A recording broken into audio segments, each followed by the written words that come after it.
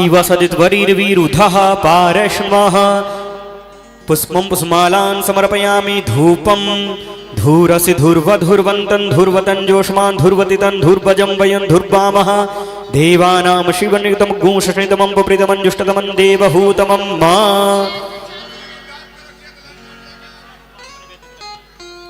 ओम हिरण्यपाणिमूतये सभितारमुपह्वये सचेत्ता देवता पदम्मो भ्रुवस्वा दक्षिणां प्रदक्षिणां नमस्कारान् समर्पयामि प्रणमामि नमस्करोमि नमामि व्यासदेवी पूजनम् नारायणं नमस्कृत्य नरं चैव नरोत्तमं देवीं सरस्वतीं व्यासं ततो जयमुदीरयेत्।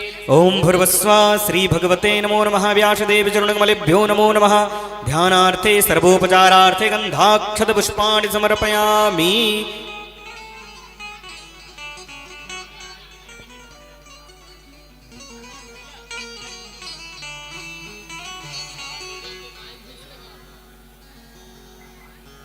श्री राम। जय जय सिया राम। जय जय सिया राम। जय जय सिया राम। जय जय सिया राम। श्री राम। जय जय सिया राम। चलिए आप सभी लोग जितने भी कथा पंडाल में दरबारी अपने स्थान पे खड़े हो जाएं आरती के लिए।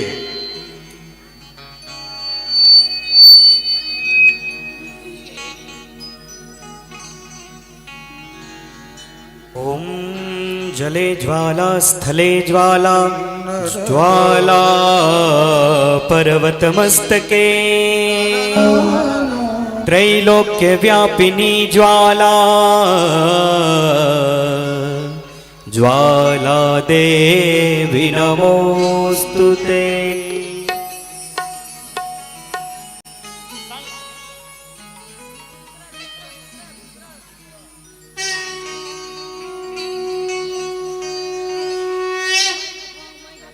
आइए हम सभी भगवान की दिव्य पावन आरती करेंगे।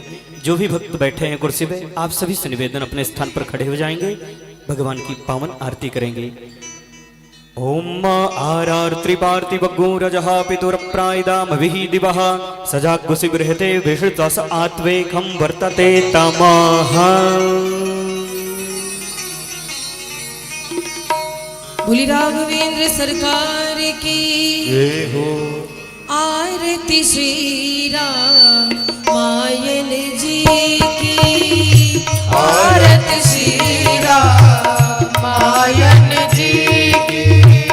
कीरत कलित ललित सियपी की। कीरत कलित ललित सियपी की। गावत ब्रह्मादिक मुनि नारद। गावत ब्रह्मादिक मुनि नारद। वाल्मीकि विज्ञान विशारद।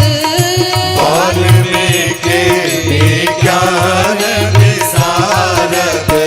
सुख सनकादिशेष अनुसारद। सुख सनकादि शेष अनुसारद। बरनी पवन सुत कीरतनी की।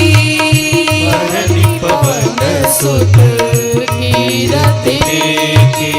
आरती श्री रामायण जी की। आरती श्री रामायण जी की।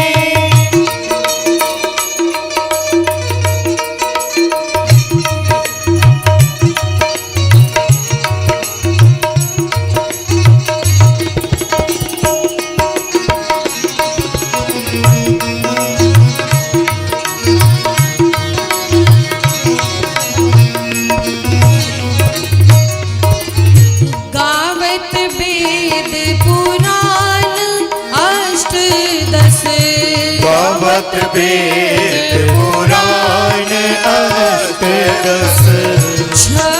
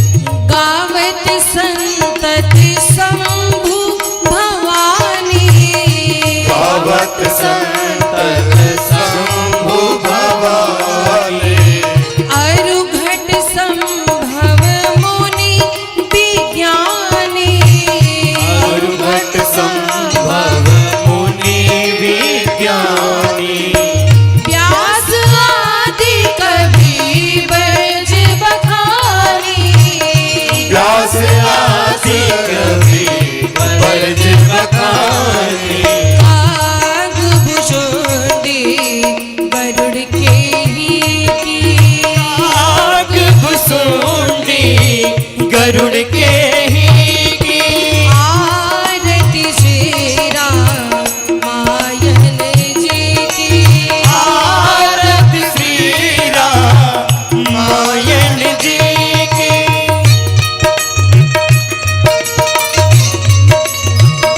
जय हो।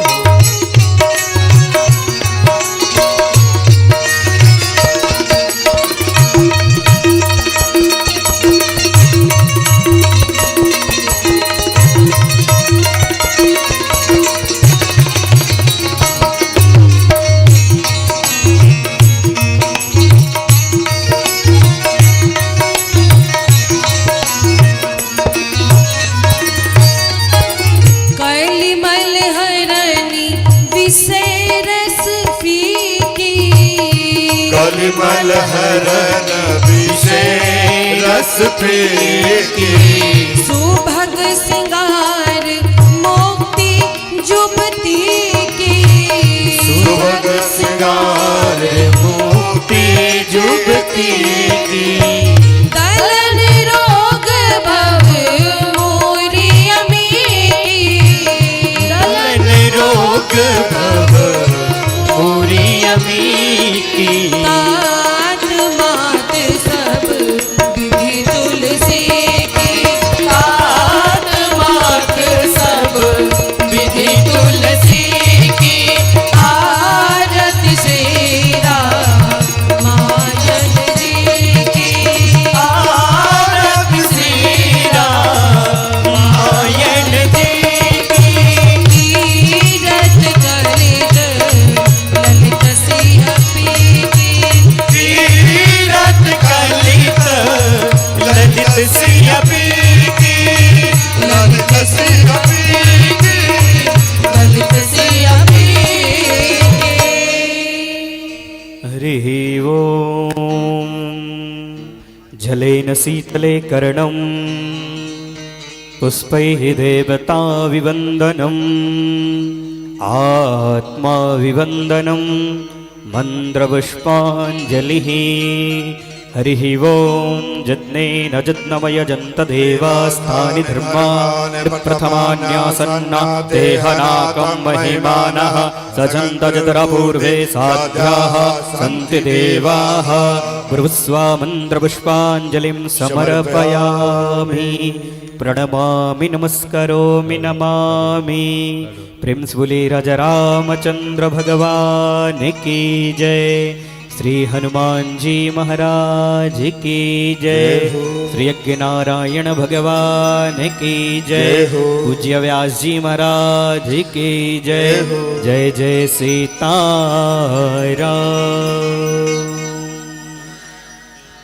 अब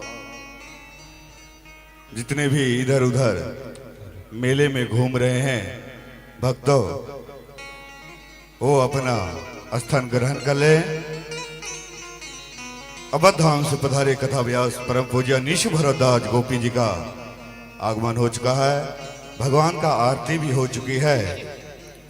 जहां तक कि मेरी आवाज जा रही है भक्तों, माता एवं बहनें, भाइयों बुजुर्गों से निवेदन है, अंत भला तो सब भला। अंतिम बेरा का 3 दिन का कार्यक्रम जो बचा है, आप सभी कथा पंडाल में आने का प्रयास करेंगे। निवेदन करते हुए व्यास भगवान को, हम भक्तों को वहां ले चलें जहां कल की कथा में भागीरथी गंगा में स्नान कराते हुए। जय श्री राम, जय श्री राम।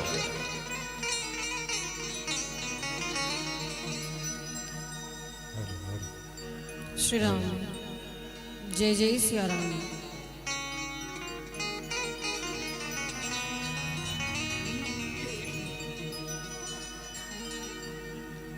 हरि ओम।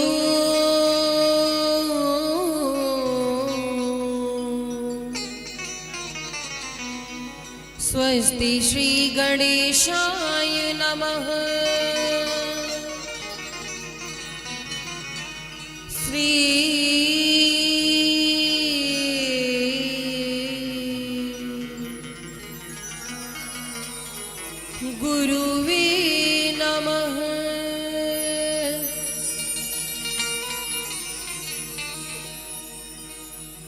वरिणानामर्थसंघानां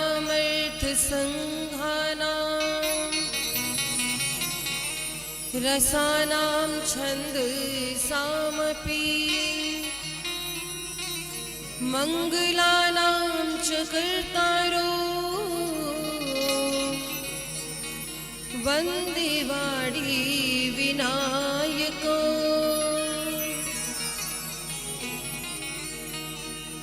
भवानी शंकरो वन्दे श्रद्धा विश्वास रूपिणो याभ्यां विना न पश्यन्ति सिद्धा स्वान्तः अस्थमीश्वरम्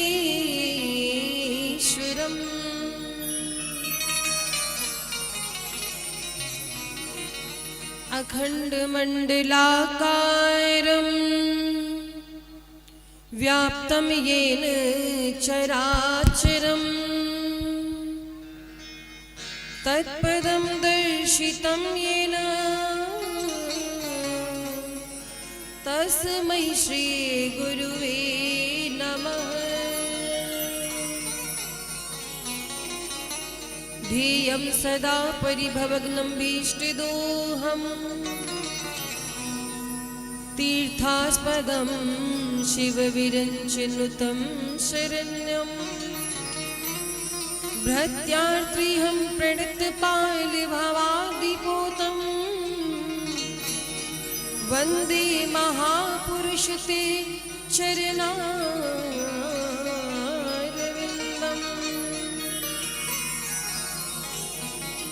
जय जय श्री राधारमण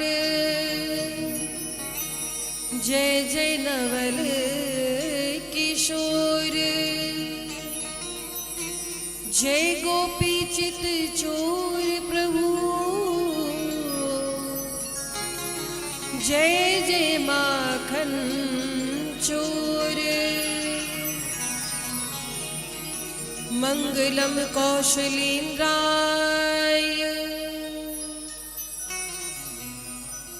महनीय गुणाब्धये चक्रवर्ती तनुजाय सार्वभौमाय मंगलम्। अतुलित बलिधामं हेमशैलाभदेहम् दनुजवन कृशानुं ज्ञानिनामाग्रगण्यम्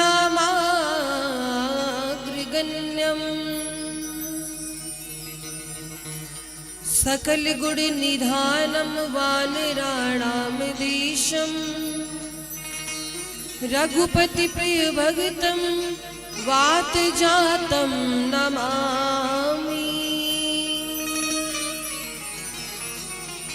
बोली राघवेंद्र सरकार की बोलो हनुमान जी महाराज की बोलिए अयोध्या धाम की श्री राम जन्मभूमि की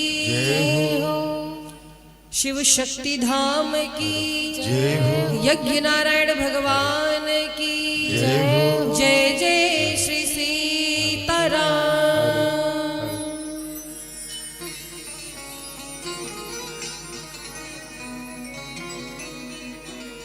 परमाध्यक्ष अनंत कोटि ब्रह्मांड नायक सर्वेश्वरेश्वर पुराण पुरुषोत्तम भक्तवांशा कल्पतरु श्री सीताराम जी की शब्दमयी मूर्ति श्री रामचरितमानस की पावन कथा का आज सप्तम दिवस है।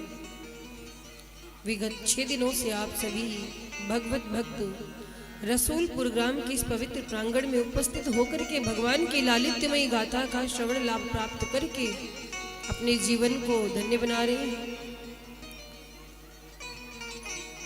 भगवान शिव के प्राण प्रतिष्ठा महामहोत्सव के सानिध्य में 9 दिवसीय श्री राम कथा ज्ञान गंगा यहाँ प्रवाहित हो रही है, जिसमें गोते लगा करके आप सभी अपना जीवन धन्य बना रहे हैं। इस प्रांगण में उपस्थित हमारी श्रद्धामयी माताएं बहनें भगवत भक्त श्री राम कथा के रसिक श्रोतागण, बाल गोपाल मंडली, सामवेद के साधक आचार्य जी एवं हमारे मुख्य यजमान जी, आप सभी को सादर जय जय श्री सीताराम। और सन्मार्ग टीवी के माध्यम से घर बैठे यूट्यूब, फेसबुक लाइव के माध्यम से कथा को श्रवण कर रही सभी श्रोताओं को मेरा सादर जय जय श्री सीताराम। आइए आज सप्तम दिवस की कथा में हम प्रविष्ट हों। इससे पूर्व भगवान नाम संकीर्तन का आश्रय लेते हुए वाणी को, जीवा को पवित्र करेंगे। तत्पश्चात हम सभी भगवान की इस लालित्यमयी गाथा को सुनने सुनाने का उपक्रम आरंभ करेंगे। बोली राघवेंद्र सरकार की।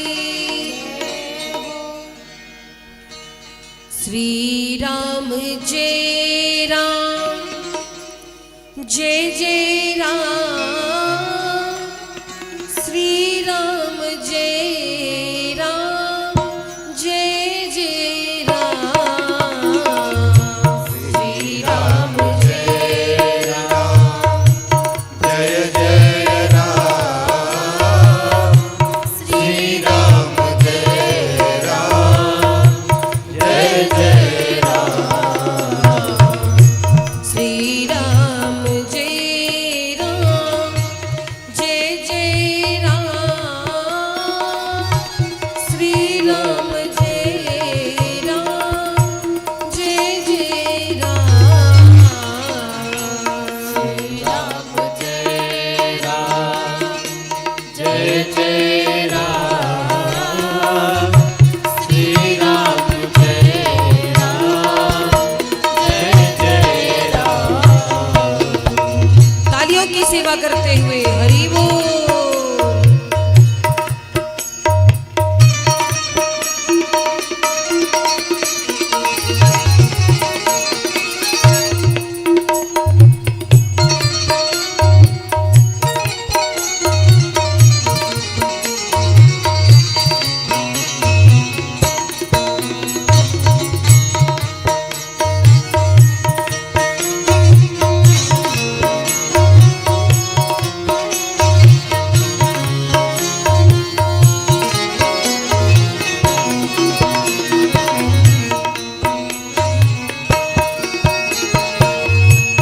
श्री राम जय राम, जय जय राम। श्री राम जय राम, जय जय राम। श्री राम जय राम, जय जय राम। श्री राम जय राम, जय जय राम। श्री राम जय राम, जय जय राम। श्री राम जय राम, जय जय राम। श्री राम जय राम, जय जय राम। श्री राम जय राम, जय जय राम। श्री राम जय। दोनों हाथों को उठा करके तालियों की सेवा करते हुए बोलो राघवेंद्र सरकार की जय हो।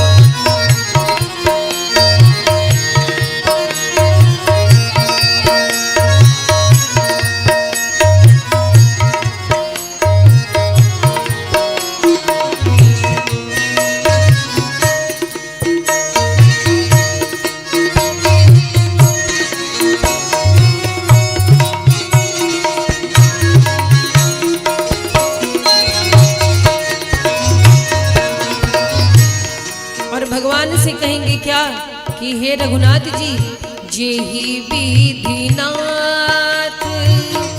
होय हित मोरा, करहु सुबेगी दास में तोरा। जेहि विधिनाथ होई हित मोरा,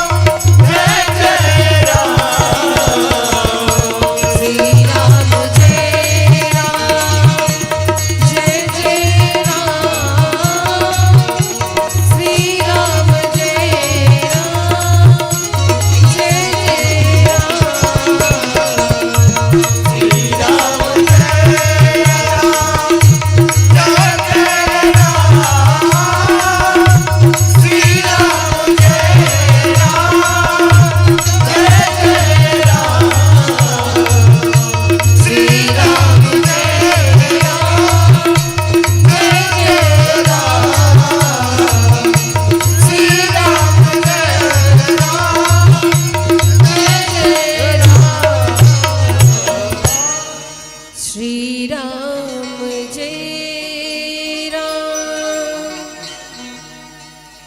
जय जय राम, श्री राम जय राम, जय जय राम। बोली राघवेंद्र सरकार की जय हो। कल हम लोग भगवान श्री राम के वन गमन का प्रसंग सुन रहे थे।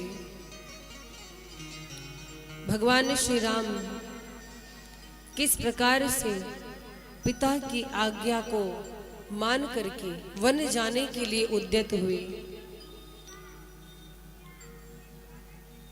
श्री राम जी जब वन जाने को तैयार हुए तो श्री जानकी जी आकर चरणों में गिर पड़ी।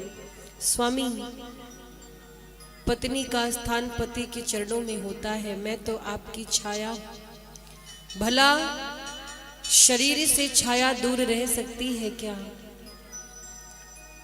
जिस प्रकार से शरीर से छाया अलग नहीं रह सकती, स्वामी मैं भी आपके बिना नहीं रह सकती। मैं भी आपके साथ वन को चलूंगी, आपकी सेवा करूंगी। मैं आपकी दासी हूं, मेरे इस मनोरथ को पूर्ण करें। जब जानकी जी ने प्रार्थना की तब श्री राम जी जानकी जी को साथ लिए। अच्छा, जानकी जी को साथ लिए तो भैया लक्ष्मण विकल हो उठे। लक्ष्मण जी मन में सोच रहे हैं कि राम जी हमें छोड़ जाएंगे या अपने साथ लेकर जाएंगे। पूरा जीवन तो मेरा राम जी के चरणों में बीता, विधाता क्या करना चाहते हैं। लक्ष्मण जी आए, हाथ जोड़कर निवेदन करने लगे, प्रभु मैं आपके बिना नहीं रह सकता। मैं माता पिता गुरु किसी को नहीं जानता, त्वमेव माता च पिता त्वमेव। आप ही मेरे सब कुछ हैं। मैंने जीवन में आपसे बढ़कर किसी को नहीं समझा। और सुमित्रा मैया ने भी लक्ष्मण जी को आज्ञा दी कि लक्ष्मण तू जाकर बेटा राम जी की, सीता जी के चरणों की सेवा करना, अपना जीवन धन्य बनाना। राम जी जहां है वहीं पर अयोध्या है, इसीलिए तू दुखी मत हो, मेरी तरफ से आज्ञा है। और महाराज जिस प्रकार से श्री राम जी लक्ष्मण जी जानकी जी वन जाने को तैयार हुए हैं, आज पूरी अयोध्या में शोक का भाव है, शोक की लहर दौड़ रही है।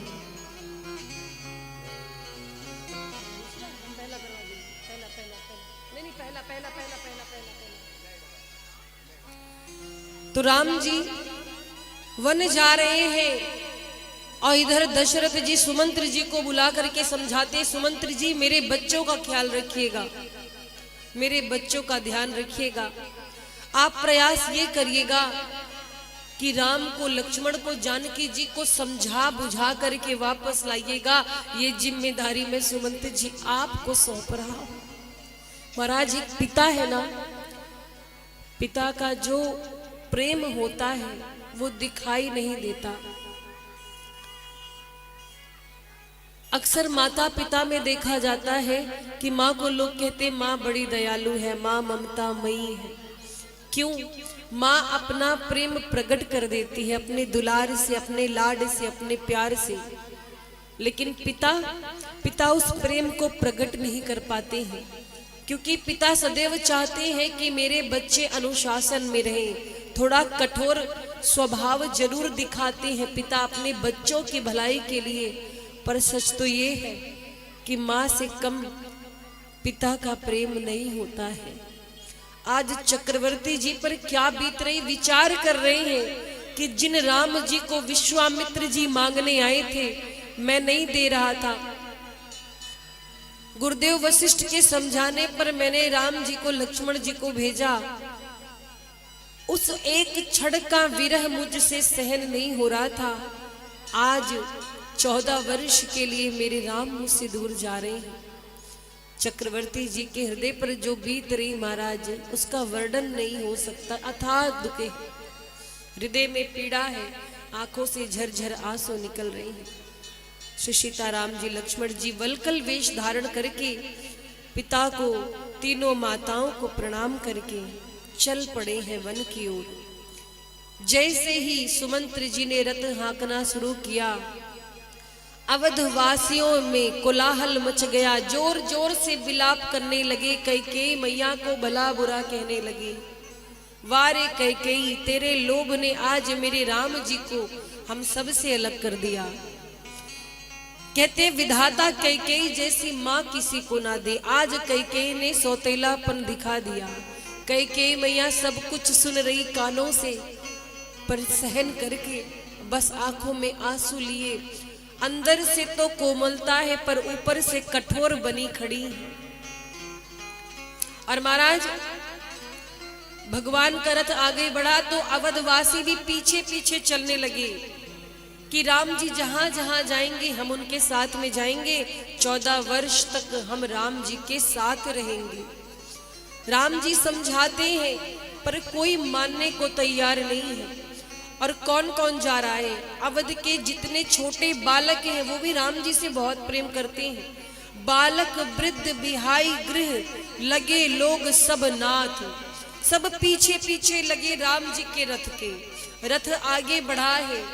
पहला विश्राम तमसा नदी के तट पर हुआ है। तमसा जी के तट पर भगवान का रथ रुका। सायंकाल का समय हो गया। सायंकाल का समय हुआ और क्या हुआ? राम जी सुमंत्र जी से कहते हैं कि सुमंत्र जी आज आप रथ को इस समय यहीं रोक दीजिए, आज सब विश्राम करेंगे।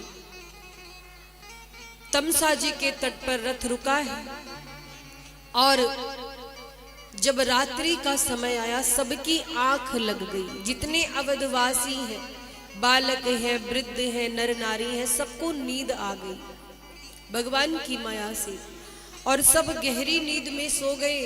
रात्रि के 2 पहर बीत गए। तीसरा पहर जब आया तो राम जी सुमंत जी से कहते हैं कि अब आप रथ को आगे बढ़ाइए, अवधवासी जाग जाएं उससे पहले रथ को बढ़ाइए और रथ इस प्रकार से हाँकिएगा कि रथ के पहिए के निशान भूमि पर ना पड़े, क्योंकि ये अवधवासी मुझसे बहुत प्रेम करते हैं। रथ के पहियों का पीछा करते करते आ जाएंगे, इसलिए इस प्रकार से रथ हाँकिए कि कोई चिन्ह भी ना देख पाए। और महाराज तीसरे प्रहर में सुमंत्र जी रथ को आगे बढ़ाते हैं। श्री राम जी, लक्ष्मण जी, जानकी जी रथ पर आरूढ़ हैं। रथ आगे बढ़ा। खोज मारी रथ हाँकऊं ताता, आन उपाय बने नहीं बाता। और जैसे ही सवेरा हुआ सब अवधवासी जागे। महाराज राम जी को ना पाकर के विकल हो गए। हा राम कह के छाती पीटने लगे। कहते राम जी ने हम सबको लूट लिया, धोखा दिया है, छल किया है। हमारी आंखें क्यों फूट नहीं गई? इन आंखों में नींद क्यों आ गई?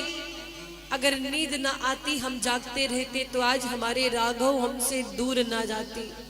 और राम जी को खोज रहे हैं, राम जी कहीं दिखाई नहीं पड़ रहे हैं। ऐसा लग रहा है ना महाराज मानो समुद्र में जहाज डूब गई हो और किसी व्यापारी का सारा सामान डूब जाए, माल डूब जाए, उसका नुकसान हो जाए। आज वही स्थिति अवधवासियों की हुई है।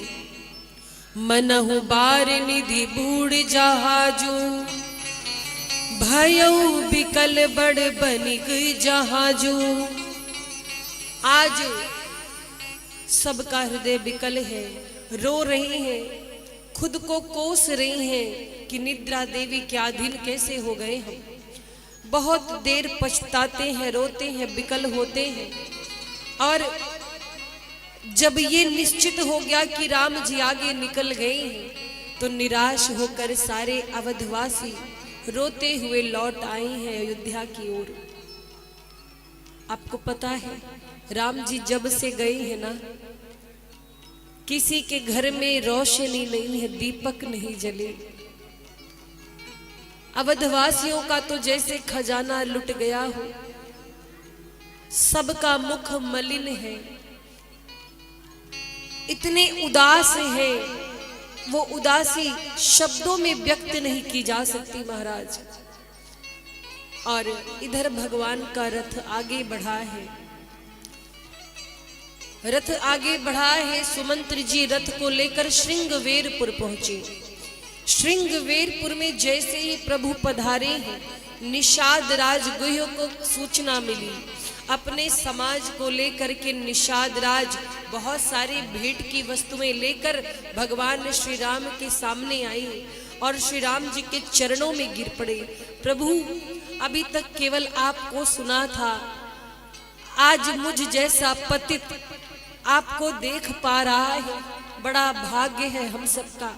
प्रभु, ये पूरा श्रृंगवेरपुर आपका है, आप जब तक जी चाहे रह सकते हैं और मेरी ये प्रार्थना है कि आप हमारे गांव में निवास कीजिए।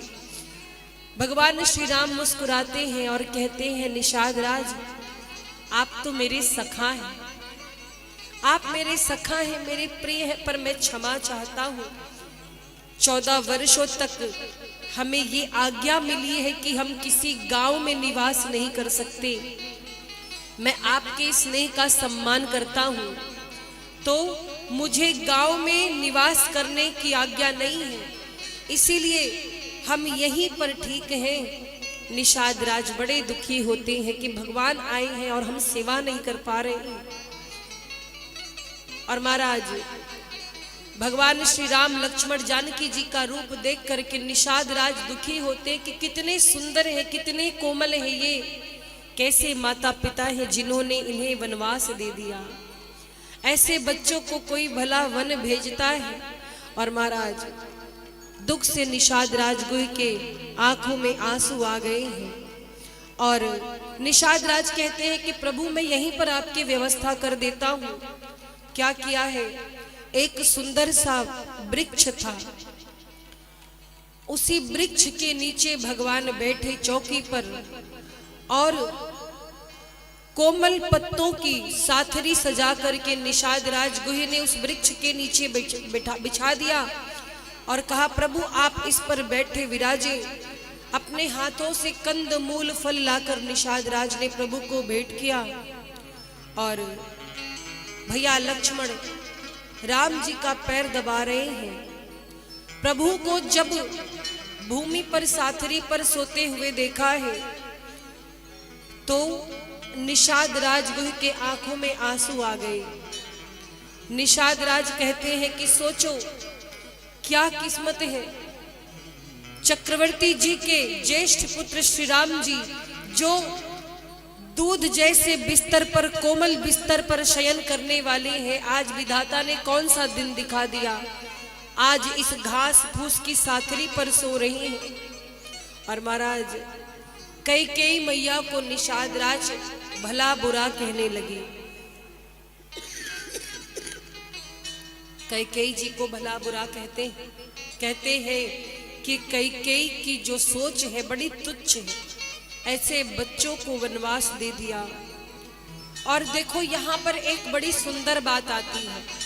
जब निषाद राजगुह ने भगवान की स्थिति को देखकर माँ कैकेयी को भला बुरा कहा तो यहाँ पर लक्ष्मण जी ने समझाया। लक्ष्मण जी कहते हैं, निषाद राज आप व्यर्थ में दुख कर रहे हैं। कहते हैं कि इस संसार में ना तो कोई किसी को सुख देने वाला है और ना कोई किसी को दुख देने वाला है। ये सुख दुख जो है अपने कर्मों का फल होता है। सुख क्या है, दुख क्या है पता है? जब हर कार्य हमारे मन का होता है, अनुकूल होता है, तो हमें सुख की अनुभूति होती है। और जब कोई कार्य हमारे विपरीत होता है, हमारे मन का नहीं होता है, तो हम वहां पर दुख की अनुभूति करते हैं। सच्चाई तो ये है महाराज कि सुख दुख भगवान किसी को नहीं देते हैं। हमारा अपना विचार, हमारे अपने व्यवहार हमें सुख दुख का बोध कराते हैं।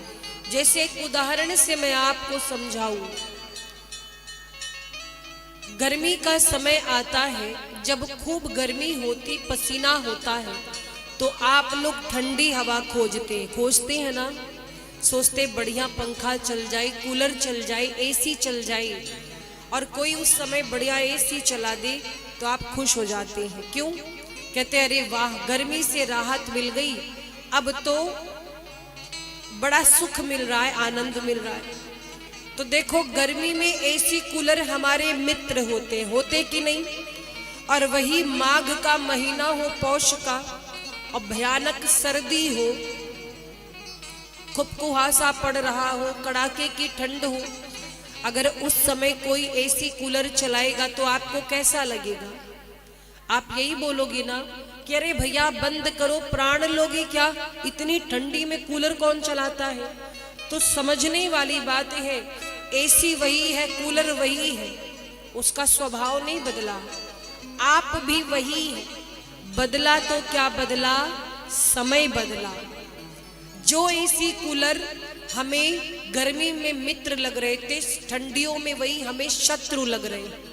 तो कहने का मतलब है, जब समय हमारे अनुकूल होता है तो सब हमारे मित्र होते हैं, और जब समय प्रतिकूल होता है, समय साथ नहीं देता, तो सब शत्रु लगने लगते हैं।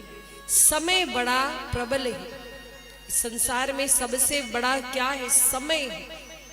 तो महाराज, कोई किसी का शत्रु नहीं है, कोई किसी का मित्र नहीं है, कोई किसी को दुख देने वाला नहीं है, कोई किसी को सुख देने वाला नहीं है। ये हमारा अपना कर्म है, हमारा समय है। समझाते हैं लक्ष्मण जी निषाद राज गुह को, क्या कहा? कहते हैं कि आप राम जी के लिए चिंता ना करिए, राम जी को देखकर दुखी मत होइए। क्यों? बोले राम ब्रह्म पर मारथ रूपा, राम ब्रह्म पर मारथ रूपा, अभिगत अलख अनादि अनूपा, अभिगत अलख अनादि अनूपा, सकल विकार रहित गति भेदा, सकल विकार रहित गति भेदा, कही नित नीति निरूपहि वेदा, कही नित नीति निरूपहि वेदा, राम ब्रह्म पर मारथ रूपा, राम ब्रह्म पर मारथ रूपा, अभिगत अलख अनादि अनूपा, अभिगत अलख अनादि अनूपा, सकल विकार रहित गत वेगा, सकल विकार रहित गत भेदा, कही नित नीति निरूपहि वेदा, कही नित नीति निरूपहि वेदा। आज बड़ी सुंदर बात लक्ष्मण जी निषाद राजगुह को समझाते, कहते हैं राम ब्रह्म परमार्थ रूपा। राम जी कौन है? परमार्थ स्वरूप है, परम वस्तु है, परम ब्रह्म है। वे अविगत हैं, जानने में ना आने वाले। अरे जिनकी महिमा वेद भी नेति नेति कहकर गाते, यह भी नहीं, यह भी नहीं। ऐसे राम जी विकारों से रहित है, भेद से शून्य है। आप इनके लिए चिंता ना करें। निषाद राजगुह कहते हैं, भैया लक्ष्मण जी, हम तो है गवार आदमी, हम पढ़े लिखे नहीं हैं। ये परमार्थ तत्व, ये सब बात वेदों की हमको समझ में नहीं आती। हम तो इतना जानते कि हम राम जी से प्रेम करते हैं और आप लोग को कष्ट में नहीं देख सकते, इसीलिए मुंह से निकल गया। अच्छा, एक बात यहाँ समझने वाली है, कभी भी कोई भी हमारे श्रेष्ठ की निंदा करे, हमारे बड़ों की निंदा करे, माता पिता गुरुजनों की निंदा करे, तो उस निंदा को सुनना नहीं चाहिए। लक्ष्मण जी कैकेयी मैया की निंदा नहीं सुनते, बल्कि निषाद राजगुह को टोक दिया कि कैकेयी मैया का कोई दोष नहीं। तो अपने से बड़ों की निंदा सुनने से पाप लगता है। आपके घर में कोई श्रेष्ठ है और किसी समाज में उसकी बुराई हो रही है तो तुरंत उस समाज को छोड़ के हट जाओ। अगर किसी समाज में हमारे धर्म की बुराई हो रही है, विरोध हो रहा है, तो उस समाज का त्याग कर दो। जहां पर हमारे देवी देवताओं का विरोध हो रहा हो उस समाज का तुरंत त्याग कर दो। जहां साधु संत ऋषि मुनि ब्राह्मणों का अपमान हो रहा हो, निंदा हो रही हो, उस स्थान को छोड़ देने में भलाई है। तो इसीलिए लक्ष्मण जी ने समझाया राम जी के लिए आप चिंता ना करिए, वो तो परम तत्व है। और महाराज श्री राम जी ने क्या किया, एक बड़ का दूध मंगाया। बड़ का एक वृक्ष होता है, उसका दूध मंगाया। उसके दूध की ये विशेषता होती है कि वो पकड़ बहुत जल्दी लेता है, गोंद की तरह। तो बड़ के वृक्ष का दूध मंगा करके शीश पर जटाई बनाई है दोनों भैया ने, राम जी ने लक्ष्मण जी ने, पूरे तपस्वी वेश में है। जटाई जब बनाई और इस दृश्य को देख करके काका सुमंत्र के आंखों से आंसू गिरने लगे कि सच में अब राम तपस्वी का जीवन जिएंगे क्या? राम 14 वर्ष तक वन में रहेंगे क्या? मुख दिखलाऊंगा मैं चक्रवर्ती जी को।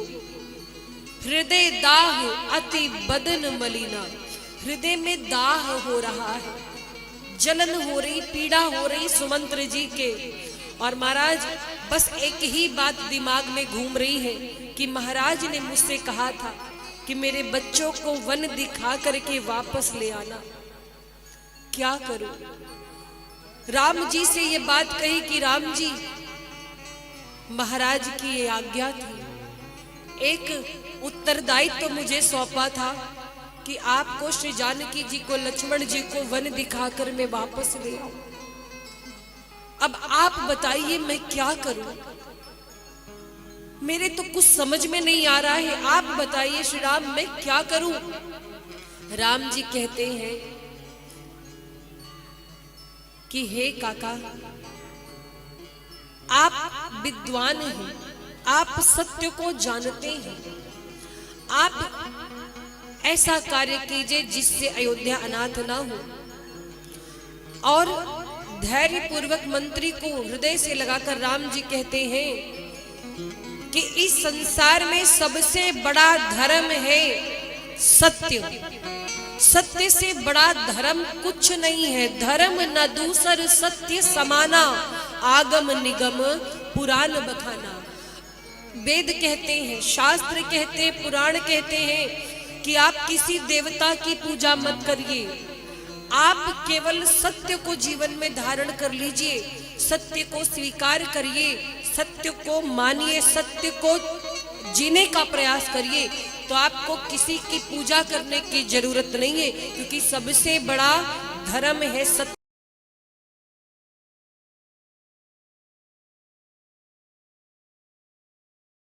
जीवन में उसकी हार कभी नहीं हो सकती। ये मानते हैं कि सत्य कुछ देर के लिए विचलित किया जा सकता है, सत्य परेशान हो सकता है इस कलयुग में, पर सत्य कभी पराजित नहीं हो सकता। इसलिए सत्य को धारण करें, ये सबसे बड़ी पूजा है। धर्म न दूसर सत्य समाना। तो राम जी समझाते हैं, कहते हैं कि आप भी पिता के समान मेरे हितैषी हैं। हे तात, मैं हाथ जोड़कर कहता हूं कि आप वही करें जो आपका कर्तव्य है, और हम अपना कर्तव्य करते। आप जाकर पिताजी को समझाइए और कहिए कि 14 वर्ष तो बहुत जल्दी बीत जाएंगे, हम अपना कार्य पूरा करके वापस आएंगे, तब तक धैर्य धारण करें। आप जाकर के सबको समझाइएगा। सुमंत्र जी रोने लगे, जानकी जी से कहते हैं, जानकी बेटी तू तो घर चल, राम जी तो बड़े सत्य प्रतिज्ञ है, वो नहीं जाते। पर बेटी जंगल का जीवन बड़ा कठिन है, बहुत सारे पशु रहते हैं, विषैले जीव जंतु रहते हैं। बेटी जानकी तुम तो वापस चलो, घर को लौट चलो। तुम लौट चलोगी तो तुमको ही देखकर सबकी चिंता मिट जाएगी। जानकी जी कहती हैं क्षमा करें, श्री राम जी जहां रहेंगे मेरा स्थान उनके चरणों में है। बहुत समझाया, ना तो लक्ष्मण जी लौटने को तैयार हुए, ना राम जी ना जानकी जी। और क्या हुआ, सुमंत्र जी बैठे आंसू बहा रहे हैं। सुमंत्र जी से राम जी कहते आप वापस जाइए। सुमंत्र जी जाते नहीं। गंगा जी के तट पर प्रभु पहुंचे हैं, गंगा जी के तट पर पहुंचे हैं। अब भगवान श्री राम को उस पार जाना है, गंगा के उस पार जाना है। तो केवट जी से नाव मांगी है। क्या कहा, भैया केवट हमें नाव दे दीजिए। अच्छा राम जी नाव मांग क्यों रहे हैं, हाथ जोड़ करके नाव मांग रहे मेरे राम जी। अब देखिएगा राम जी के चरित्र की विशेषता इस प्रसंग से पुष्ट होती है। राम जी का चरित्र ऐसा नहीं प्रभु, तो फिर आपकी आंखों में आंसू क्यों है। विभीषण जी ने कितनी सुंदर बात कही, कहते प्रभु आप मेरे भाई दशानन से युद्ध कर रहे हैं इसलिए दुख नहीं हो रहा है। दुख इस बात का है कि दशानन रथ पर सवार है और आप तीनों लोगों के मालिक होकर भूमि पर खड़े होकर के युद्ध कर रहे हैं। सरकार आप इंद्र से रथ क्यों नहीं मांग लेते। राम जी कहते विभीषण जी मैं रथ इंद्र से नहीं मांगूंगा। क्यों। राम जी कहते हैं क्या देवताओं को नहीं पता है कि ये युद्ध मैं किसके लिए कर रहा हूं, जगत कल्याण के लिए कर रहा हूं, पृथ्वी का भार उतारने के लिए कर रहा हूं, देवताओं के लिए कर रहा हूं। मैं देवताओं से रथ मांगू, क्या देवताओं को नहीं चाहिए कि मुझे रथ भेज दे। और देखो यहीं पर मेरे राम जी की महिमा, इंद्र से रथ ना मांगकर श्री राम जी ने इंद्र की बड़ाई को समाप्त कर दिया और उसी जगह गंगा जी के तट पर पहुंचकर मेरे राम जी ने एक साधारण से केवट से नाव मांगकर उस साधारण केवट को बड़ा बना दिया मेरे राम जी ने। ये राम जी की महिमा है। तो राम जी बड़ों की बड़ाई समाप्त करते हैं, छोटों की छोटाई समाप्त करते हैं। और दूसरा कारण राम जी ने नाव मांगी, कारण क्या था। चाहते तो भैया लक्ष्मण को आदेश देते, लक्ष्मण जी आप जाइए नाव लेकर आइए हमें पार जाना है। पर राम जी ने क्या कहा, राम जी जानते कि जो केवट है ना मेरा भक्त है, मेरा चेला है। लक्ष्मण जी जाएंगे नाव मांगेंगे और कहीं केवट ने नाव देने से मना किया तो लक्ष्मण जी सीधे धनुष बाण से बात करते मेरा चेला बेवजह मारा जाएगा, सो लाओ हम ही नाव मांग ले। और मानो लक्ष्मण जी को समझाना चाहते हैं कि देखिए मैनेजमेंट क्या होता है इस संसार में, इस जीवन में मैनेजमेंट कैसे किया जाता है। क्या किसी से कुछ चाहिए होता है ना तो थोड़ा झुकना पड़ता है, निवेदन करना पड़ता है, विनय होना चाहिए। तो राम जी इसीलिए हाथ जोड़कर केवट से नाव मांगते हैं। और केवट जी से नाव मांगा तो क्या हुआ, मांगी नाव न केवट आना, काहे तुम्हार मरम मैं जाना। देखो राम जी ने नाव मांगी, केवट जी ने देने से मना कर दिया। अब लो मजे की बात, हमसे आपसे भगवान कुछ मांगे तो हम कहेंगे हमारा सौभाग्य, भगवान ने हमसे कुछ मांगा, आखिर हमारे पास है क्या देने के लिए। तेरा तुझको अर्पण क्या लागे मेरा, सब उनका दिया हुआ है। पर आज केवट ने भगवान को नाव देने से मना किया। क्यों। केवट का भाव सुनिए। केवट जी कहते हैं मांगी नाव ना केवट आना, मांगी नाव ना केवट आना, कहई तुम्हारे मरम में जाना, कहूँ तुम्हारे मरम में जाना, चरण कमल रज कहूँ सब कहई,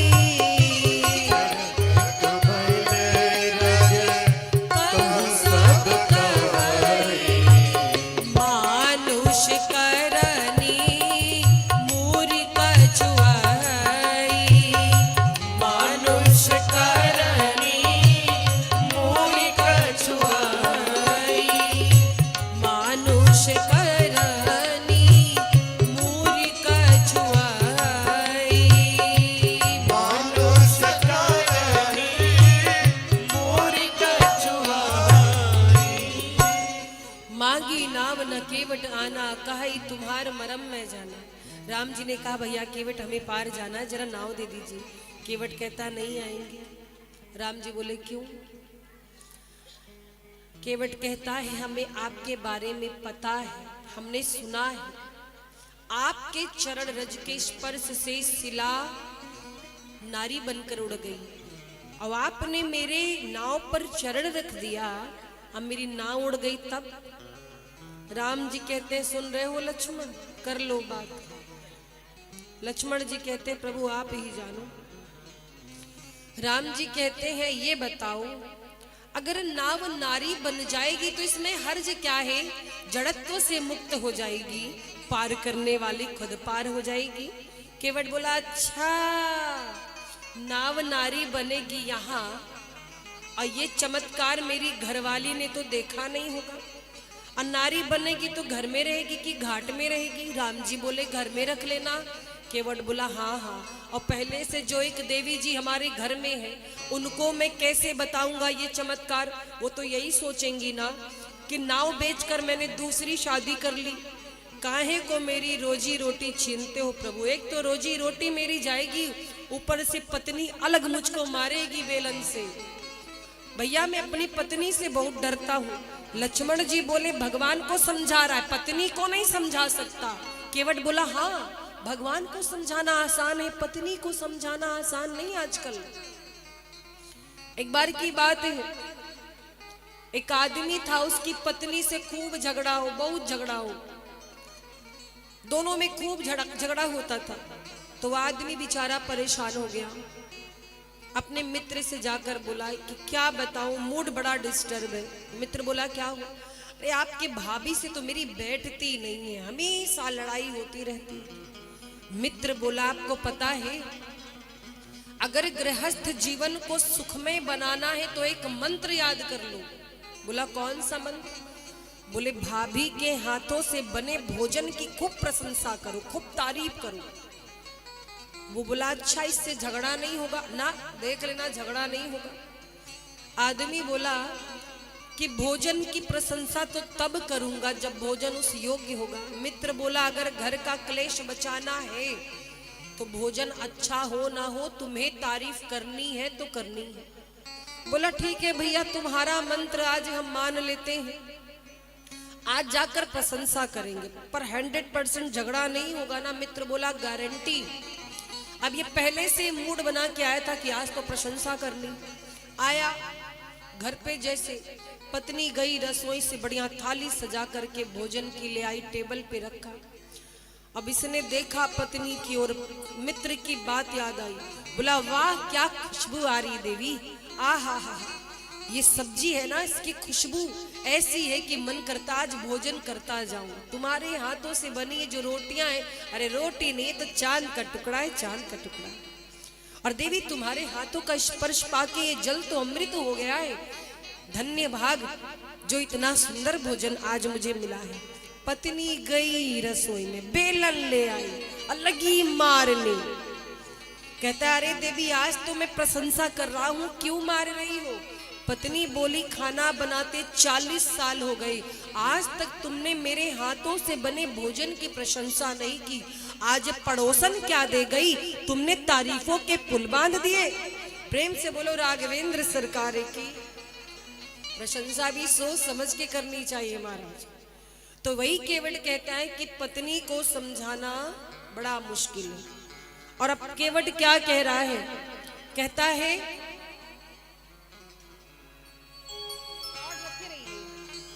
केवट बोला सुना सुना रघुराई, नाव काहे नाही लाई, जानो पूरा मजरा। हे रघुराई जी मैं नाव क्यों नहीं ला रहा, पूरा माजरा सुन लो। और क्या कहता है? सुना सुना रघुराई, नाव काहे नाही लाई, सुना सुना रघुराई, नाव काहे नाही लाई, जानो पूरा मजरा। नारी हो नाव बन जाई, हो जाई घर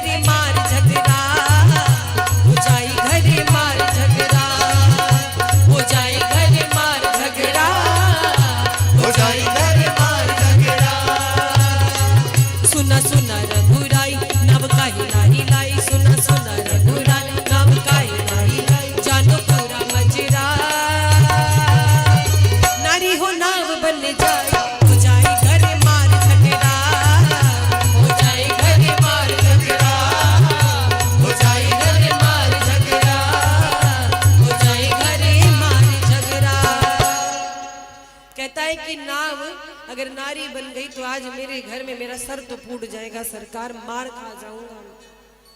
ऐसा ना करो। राम जी कहते लक्ष्मण देख रहे हो? लक्ष्मण जी कहे क्या बोलूं मैं? प्रभु एक बात कहूं, आपके जितने भक्त हैं सब एक से बढ़कर एक हैं। कोई आपकी बात मानते हैं, सब आपके भक्त विचित्र हैं। राम जी कहे अच्छा ऐसा क्यों कह रहे हो भैया लक्ष्मण? कौन सा भक्त और है जो मेरी बात नहीं मानता? लक्ष्मण जी बोले एक तो ये केवट, आप नाव मांग रहे हैं, ये नाव नहीं दे रहा, और एक पीछे सुमंत जी बैठे हैं, आप बोल रहे हो अयोध्या वापस जाओ, वो जा नहीं रहे। एक जा नहीं रहे, एक नाव ला नहीं रहे। तो बोलो आपके सारे भक्त विचित्र हैं। राम जी ने कहा लक्ष्मण एक बात बताओ, जब हम घर से वनवास के लिए निकले थे, हमने जानकी जी को मना किया था मत चलो, जानकी जी मेरी बात मानी?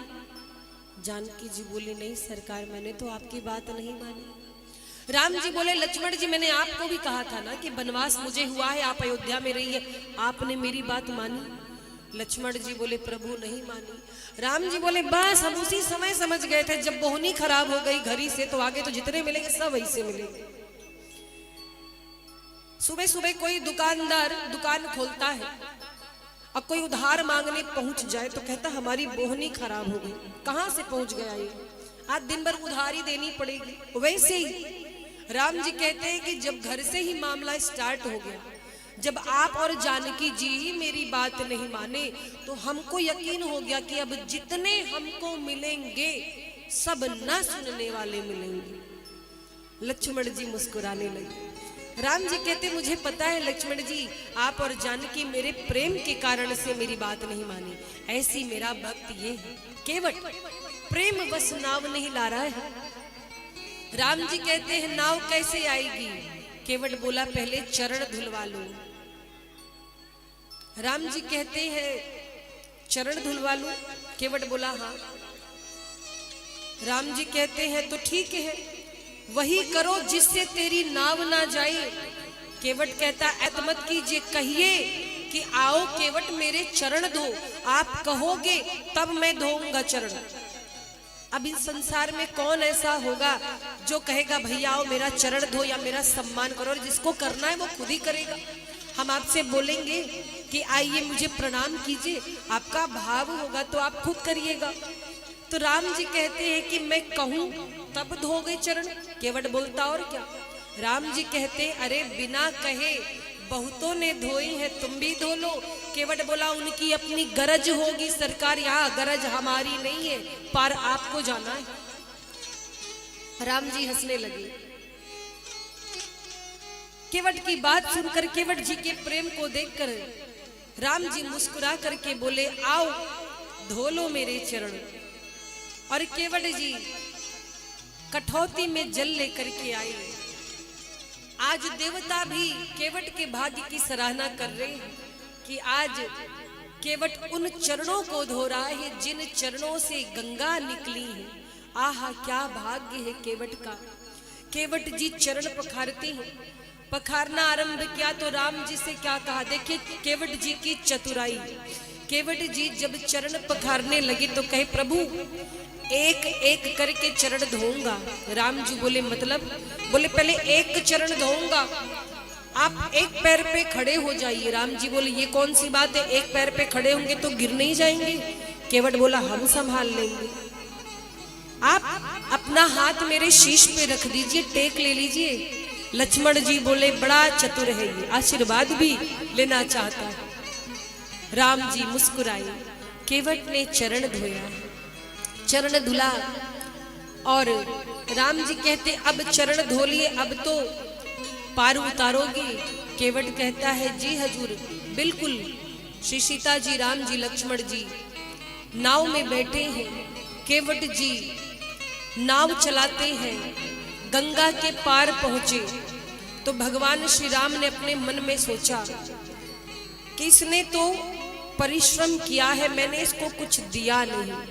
तब तक जानकी जी इशारा समझ गई। जानकी जी ने स्वर्ण मुद्रिका उतार करके राम जी को पकड़ा दी, दे दो प्रभु। राम जी देने लगे मुद्रिका तो केवट कहता है नहीं सरकार मुझे नहीं चाहिए।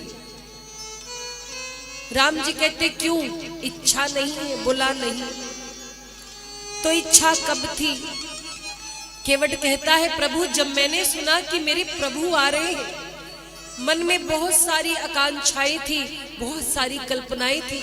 मैंने सोचा प्रभु आ रहे हैं, आज मैं प्रभु से कुछ मांगूंगा। मैं तो मांगने के लिए ही खड़ा था, पर आते ही आपने सबसे पहले मुझसे मेरी नाव मांग ली। मैंने सोचा जो खुद मांग रहा वो हमको क्या देगा, इसीलिए मेरी इच्छा ही समाप्त हो गई। मुझे मिल गया, जो कुछ चाहिए था मिल गया। और क्या कहता है केवट? मुझे तूने मालिक बहुत दे दिया है, मुझे तूने मालिक बहुत दे दिया है, तेरा शुक्रिया है, तेरा शुक्रिया है, तेरा शुक्रिया है, तेरा शुक्रिया है। मुझे तूने मालिक बहुत दे दिया है, मुझे मेरे मालिक बहुत दे दिया है, तेरा शुक्रिया है, तेरा शुक्रिया है, तेरा तेरा शुक्रिया है, तेरा शुक्रिया है।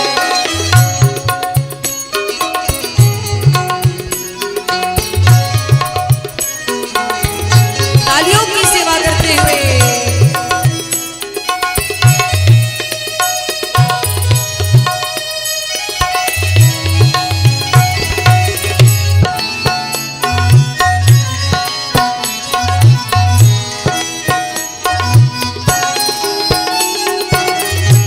और अगर आपको भी ईश्वर ने सब कुछ दिया है तो उनको धन्यवाद जरूर करना।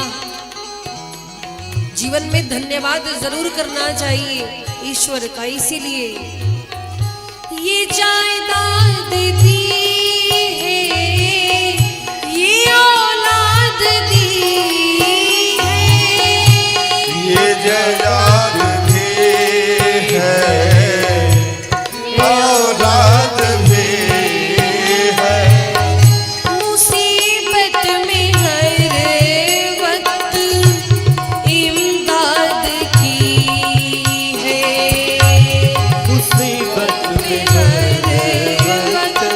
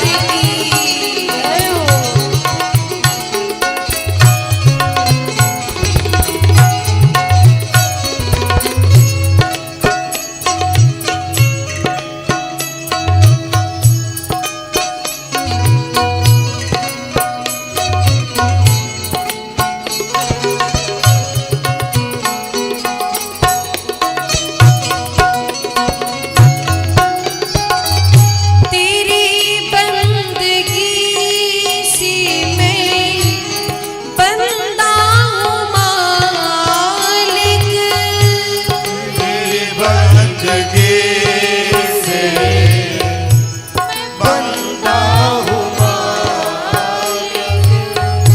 तेरे करम से मैं जिंदा हूँ मालिक। तेरी करम से जिंदा हूँ तुम्ही ने तो जीने के काबिल किया है।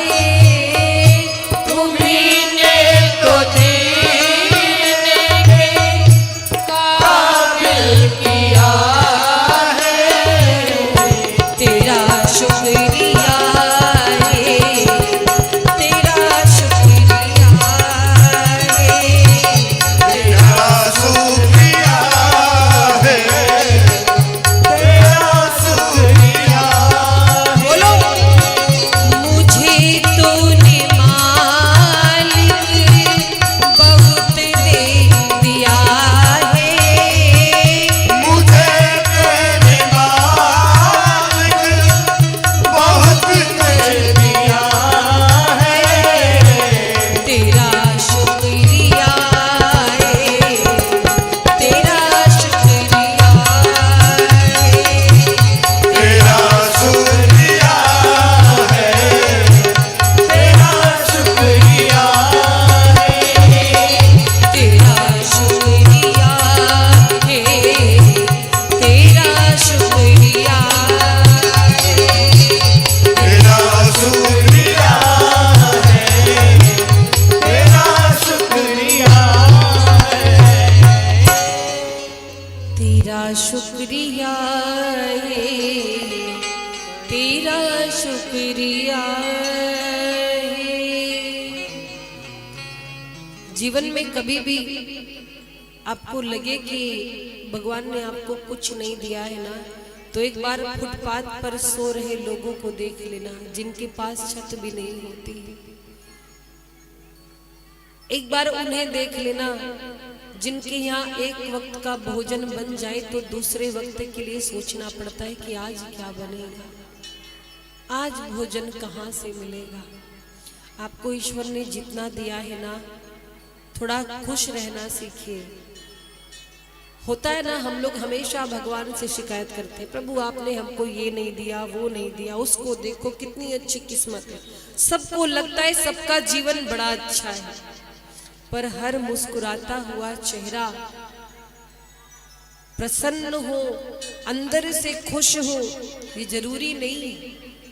जिंदगी में कभी कभी गम को छुपाना पड़ता है, मुस्कुराना पड़ता है। हर किसी का दुनिया में अलग अलग दर्द है। किसी के पास बहुत पैसा है तो उस पैसे का उपयोग करने वाला नहीं है। जैसे अभी कोई बीमारी हो जाती है, बहुत धन दौलत है, सब संपन्न है, डॉक्टर ने कह दिया कि केवल मूंग की दाल और एक फुल्का खाना है, तब तो सब बेकार है महाराज, आपके लिए इतना पैसा किस काम का, बताओ। इस जीवन में जानते हो क्या है सबसे बड़ा धन? निरोगी काया। अगर आपकी काया निरोगी है, शरीर स्वस्थ है, आप कहीं पड़े रहेंगे, जो मिल जाएगा पा लेंगे, टेंशन नहीं है। नहीं तो बैग भर भर के दवाओं के लिए आपको रुपया खोजना पड़ेगा। तो ईश्वर को दोष देना बंद करना चाहिए। गलती हम करते हैं, दोष ईश्वर के माथे मढ़ देते हैं। कुछ अच्छा होता है तो हमने किया, और थोड़ी सी गड़बड़ हुई, अरे प्रभु आपने क्या कर दिया। कई बार ऐसा होता है, अपनी मनमानी करते हैं, बड़ों का कहना नहीं मानते हैं। आजकल के बच्चे महाराज देखे कितने बीमार पड़ते हैं, छोटी सी उम्र में ही सबको चश्मा लग गया है, अब तो बाल भी पकने लगे हैं। जो जो बीमारियां नहीं सुनाई देती थी, आजकल कितनी सारी बीमारियां आ गई। पहले लोग स्वस्थ भोजन करते थे, शुद्ध घर का भोजन करते थे, सात्विक भोजन करते थे और निरोगी रहते थे, परिश्रम करते थे। जितनी सुविधाएं बढ़ी उतना ही लोग बीमार होने लगी। हर 2-4 घर में आपको एक बीपी, शुगर, थायराइड का मरीज जरूर मिल जाएगा। मिलेगा कि नहीं बताओ? सब परेशान है। ऐसा क्यों है? पहले के लोग देखे 100 वर्ष क्रॉस कर जाते थे, अब तो अब की पीढ़ी अगर 50 भी पार कर जाए आने वाले समय में तो बहुत बड़ी बात है, क्योंकि खान पान बिगड़ गया है। बाहर की चीजें लोग खाते हैं। अब आप बाहर का खाते हैं, सोचिए उसमें कितनी अशुद्धता होती है। जिस तरह घर में साफ सफाई से धो पोंछ कर बन जाता है, बाहर में किसको इतनी चिंता है? आप जल्दी जल्दी सब इधर उधर का बना के दे दिया और इससे स्वास्थ्य बिगड़ जाता है। तो इसीलिए जीवन में सबसे बड़ा धन है निरोगी काया। आप अपने मुख से बोल पा रहे हैं, बहुत बड़ी कृपा समझिए। आपके हाथ चल रहे हैं ना, बहुत बड़ी कृपा समझिए। आपको किसी के सहारे की जरूरत नहीं पड़ रही अगर चलने के लिए अपने पांव है, तो समझिए आप सबसे बड़े धनवान हैं। तो इसीलिए जो है जितना है प्रसन्न रहना सीखिए। आज केवट से जब प्रभु कहते हैं मांग लो, साक्षात जगदीश्वर कह रहे हैं मांग लो, केवट कहता है प्रभु आपने मेरी नाव पर चरण रखा, मुझसे अपना पांव धुलवाया, मेरे सारे रोग दोष क्लेश समाप्त हो गए, अब और क्या चाहिए? कुछ नहीं चाहिए मुझे। राम जी कहते हैं देखो आपने परिश्रम किया है, मजदूरी ले लो, मजदूरी ही ले लो। केवट ने क्या कहा कि प्रभु मजदूरी तो मैं ले लेता, पर बिरादरी से मजदूरी नहीं लेनी चाहिए। हमारी आपकी बिरादरी एक है। राम जी कहते हैं हमारी आपकी बिरादरी एक है। बोला हाँ, हमारा आपका व्यवसाय एक है। राम जी कहते सुन रहे हो लक्ष्मण? लक्ष्मण जी कहते और मुंह लगाओ, अभी कितने संबंध बनाएगा आपसे, देखिए अभी तो और सर जड़ेगा, और मुंह लगाओ। राम जी कहते हैं हमारी तुम्हारी बिरादरी एक कैसे हुई? केवट कहता है प्रभु ये बताओ, मैं तो इस गंगा का केवट हूं कि नहीं? राम जी बोले हाँ। तो मैं तो गंगा जी का केवट हूं और आप भवसागर के केवट हैं। बिरादरी तो एक हुई ना, व्यवसाय तो एक हुआ।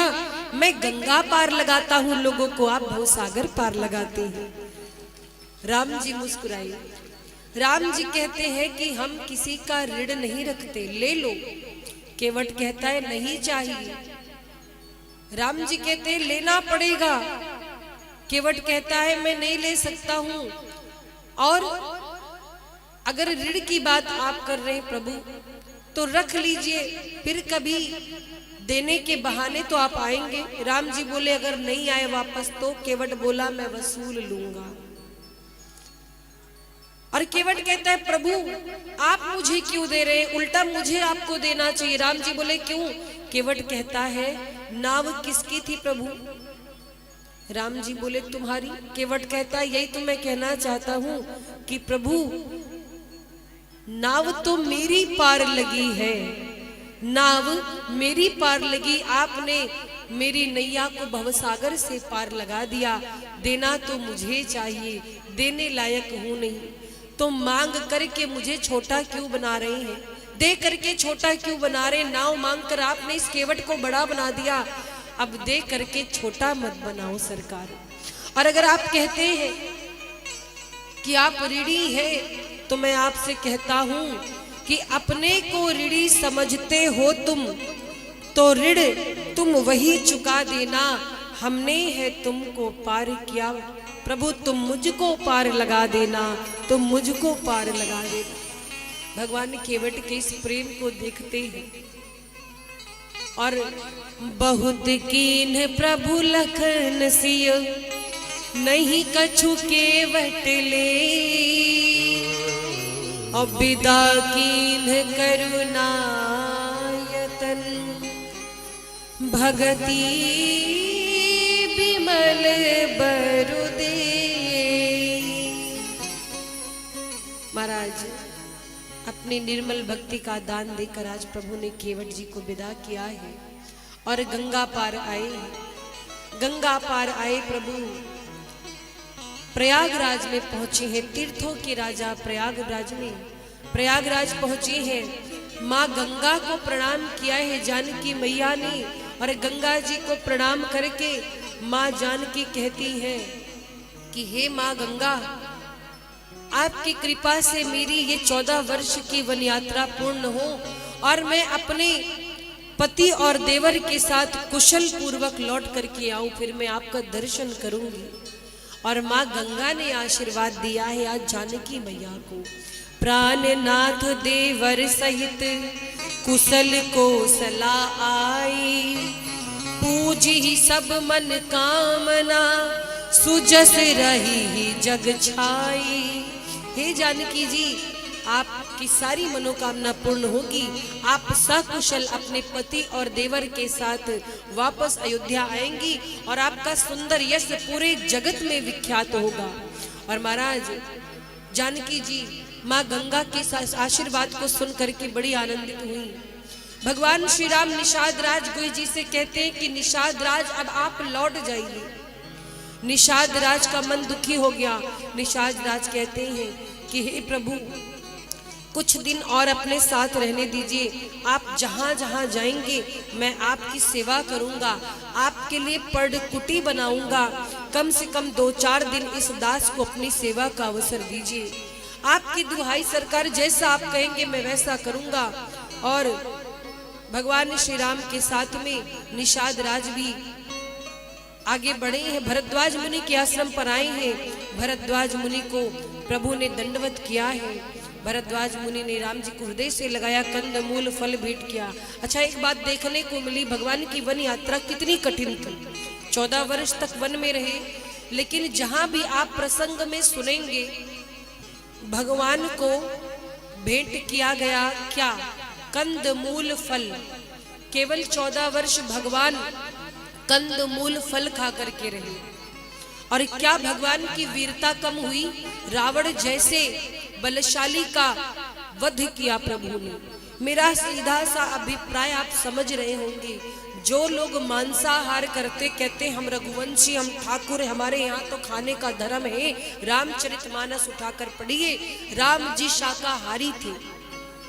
राम जी ने कभी भी शाकाहार के अतिरिक्त कुछ भक्षण नहीं किया। और एक बात मैं कह दूं, बहुत लोग लड्डू गोपाल की सेवा करते, घर में पूजा पाठ करते हैं। मेरी बात अगर बुरी लगे तो मैं यहाँ से क्षमा चाहूंगी, पर जो शास्त्र में वर्णित है, जो ज्ञानी जन कहते हैं, जो सच बात है, मैं वही आपको बताऊंगी। जिस घर में मांस भक्षण होता है उस घर में भगवान की सेवा स्वीकार नहीं की जाती। इसको लिख लीजिएगा। मांस भक्षण करने का मतलब जानते हो? अगर कोई व्यक्ति मर जाता है, आप उसकी मिट्टी में जाते हो तो आकर के नहाते हो, कहते हो हम अपवित्र हो गए। हाँ, हमने लाश को छुआ है, हम तो मिट्टी में गए थे, अपवित्र हो गए। और जरा सोचो, मूक पशुओं को मारते हो, क्या वो लाश नहीं? उसको खा करके पवित्र कोई कैसे हो सकता है? इसीलिए अगर कोई मांस भक्षण करता हो तो यही निवेदन है कि इसका त्याग करें, क्योंकि जैसा खाओगे अन्न वैसा रहेगा मन।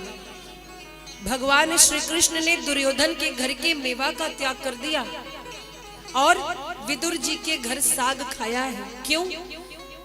क्योंकि जिसके घर का जैसा अन्न आप खाओगे, बुरा अन्न खाओगे, बुद्धि भी कलुषित हो जाएगी, कलयुग के अधीन हो जाएगी। बुद्धि में विकार आएगा, विकृति आएगी, बुद्धि बिगड़ जाएगी। इसीलिए भोजन सात्विक करिए। ईश्वर ने, प्रकृति ने कितनी सुंदर सुंदर चीजें दी हैं, कितने सारे अनाज दिए हैं, कितने सारे फल हैं, कितने सारे सब्जियां आती हैं आजकल, तो आप उसे खा सकते हैं। कहने का अभिप्राय है कि राम जी को लोग बदनाम करते, रघुवंशी थे इसलिए हम खाते हैं, तो कृपया ईश्वर को बदनाम करना बंद करें। पूरी मानस में या किसी पुराण वेद में ये चर्चा नहीं है कि राम जी ने कभी इन सब चीजों का भक्षण किया हो। राम जी सात्विक थे, शाकाहारी थे, और वीरता में कोई उनसे लोहा नहीं ले सकता था।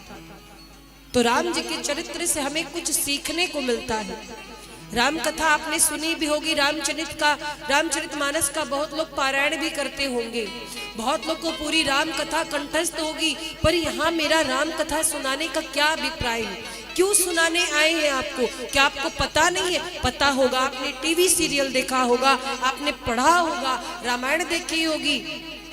लेकिन मैं निवेदन करूं कि हमारे द्वारा कही गई कथा से यदि एक विभीषण भगवान श्री राम की शरण में चला आए, एक भी समाज का सोया हुआ कुंभकर्ण अपनी निद्रा को त्याग दे और किसी एक रावण को राम जी का सत्य बाण लग जाए, तो हमारा ये राम कथा कहना सफल हुआ, आपका कथा सुनना सफल हुआ। कथा श्रवण का यही फल है। कथा सुन करके हम अपने जीवन में कुछ परिवर्तन लाएं। पढ़ तो आप पोथी में भी सकते हैं, लेकिन कथा क्यों सुनी जाती है कि हे ठाकुर जी, जो बुराइयां हो वो बुराइयां समाप्त हो, ये जो हमारे ज्ञान की कमी है जीवन में, अज्ञानता दूर हो, हम सत्य को जाने, सत्य को स्वीकार करें, हमारे जीवन में परिवर्तन आए, हमारी बुद्धि सुधर जाए, चरित्र सुधर जाए। तो महाराज, यदि रामचरितमानस पढ़ते हो तुम, यदि रामचरितमानस पढ़ते हो तुम, तो तुम ही राम बनना होगा। यदि रामचरितमानस पढ़ते हो तुम, तो तुम्हें राम बनना होगा।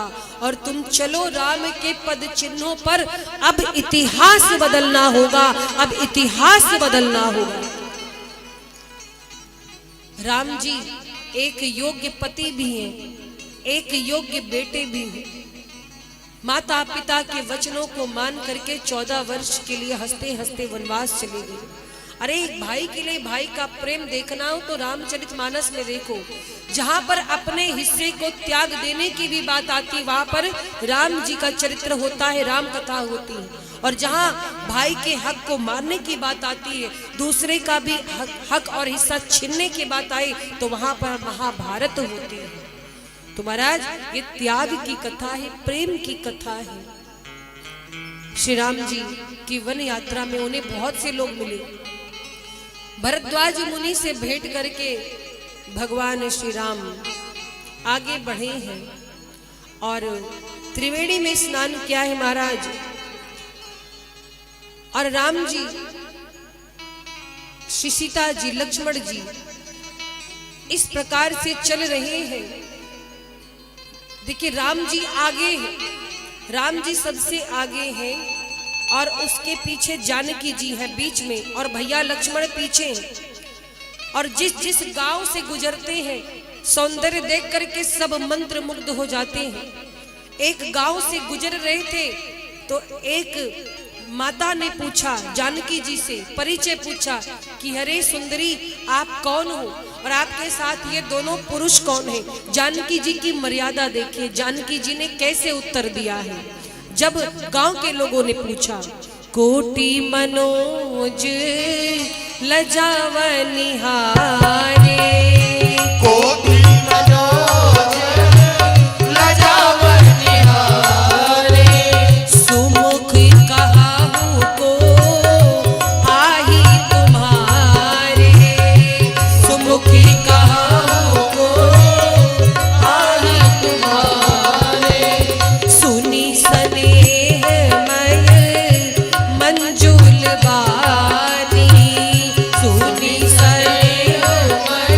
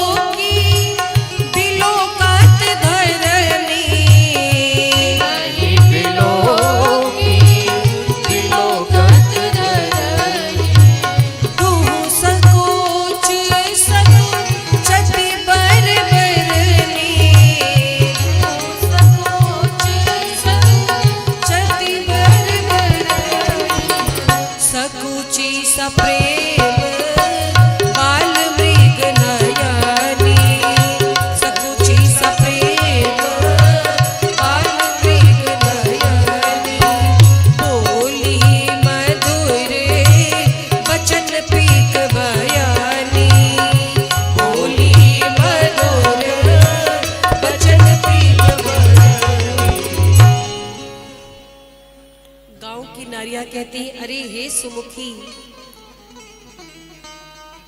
अपनी सुंदरता से करोड़ों कामदेवों को लज्जित करने वाले आपके साथ जो ये दो पुरुष हैं, ये कौन है? ये सुन करके जानकी जी मन ही मन मुस्कुराई और दृष्टि को नीचे किया, दृष्टि को नीचे किया और देखे उत्तर दे रही हैं। अपनी मधुर वाणी से माँ जानकी किस प्रकार से परिचय देती हैं। पहले तो कहा सहज सुभाय सुभगतन गोरी, नाम लखन लगु देवर मोरी। क्या कहा? कहती है कि ये जो सुंदर स्वभाव वाले हैं गौर वर्ण की, ये मेरे छोटे देवर हैं, इनका नाम श्री लक्ष्मण जी है। नारिया कहती और ये जो सावले सावले है ये कौन है? तो जानकी जी ने नाम नहीं लिया, क्योंकि पति का नाम नहीं लिया जाता, स्वामी का नाम, गुरु का नाम नहीं लेना चाहिए। क्यों? घर में बड़े बेटे का नाम, पति का नाम, अपने गुरु का नाम अपने मुख से नहीं लेना चाहिए। बहुत आवश्यक हो, अगर गुरु कोई पूछता है आप किसके शिष्य, बहुत आवश्यक हो तो कान पकड़ करके क्षमा मांग करके बड़े आदर के साथ, श्रद्धा के साथ गुरु का नाम ले सकते हैं। लेकिन प्रयास करना चाहिए कि जिन गुरु से आप दीक्षित हैं उनका नाम न लें। आजकल तो लोग झट से बोल देते हैं, ना आप, ना जी, ना श्री, कुछ नहीं। गुरु का सम्मान करिए और पति का नाम नहीं लेना चाहिए। पर कभी कभी ऐसा होता है कि आवश्यक हो जाता है, कहीं बाहर गए, फॉर्म भरना है, कोई काम है तो ले, बड़ी श्रद्धा के साथ। घर में बड़े बेटे का नाम भी नहीं लिया जाता, बहुत आवश्यक पड़े तो ले, लेकिन बुलाने के लिए कोई भी उपमा आप दे दे। तो इसीलिए जानकी जी ने पति का नाम नहीं लिया, लक्ष्मण जी का परिचय दिया। लेकिन जैसे ही राम जी की बात आई परिचय देने की, तो सबसे पहले अपना घूंघट नीचे किया जानकी जी ने। बहुरी बदन विधु अंचल ढाकी, पहले अपना घूंघट नीचे किया। देखिए मर्यादा, देखिए जानकी जी की, पति के लिए सम्मान देखिए।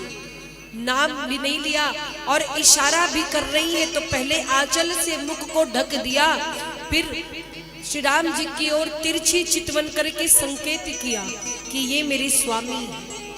और इसको देख करके जो नारियां थी बड़ी गदगद हुई, कितनी सयानी है, कितनी सुंदर है, कैसा संस्कार है, कैसी मर्यादा है।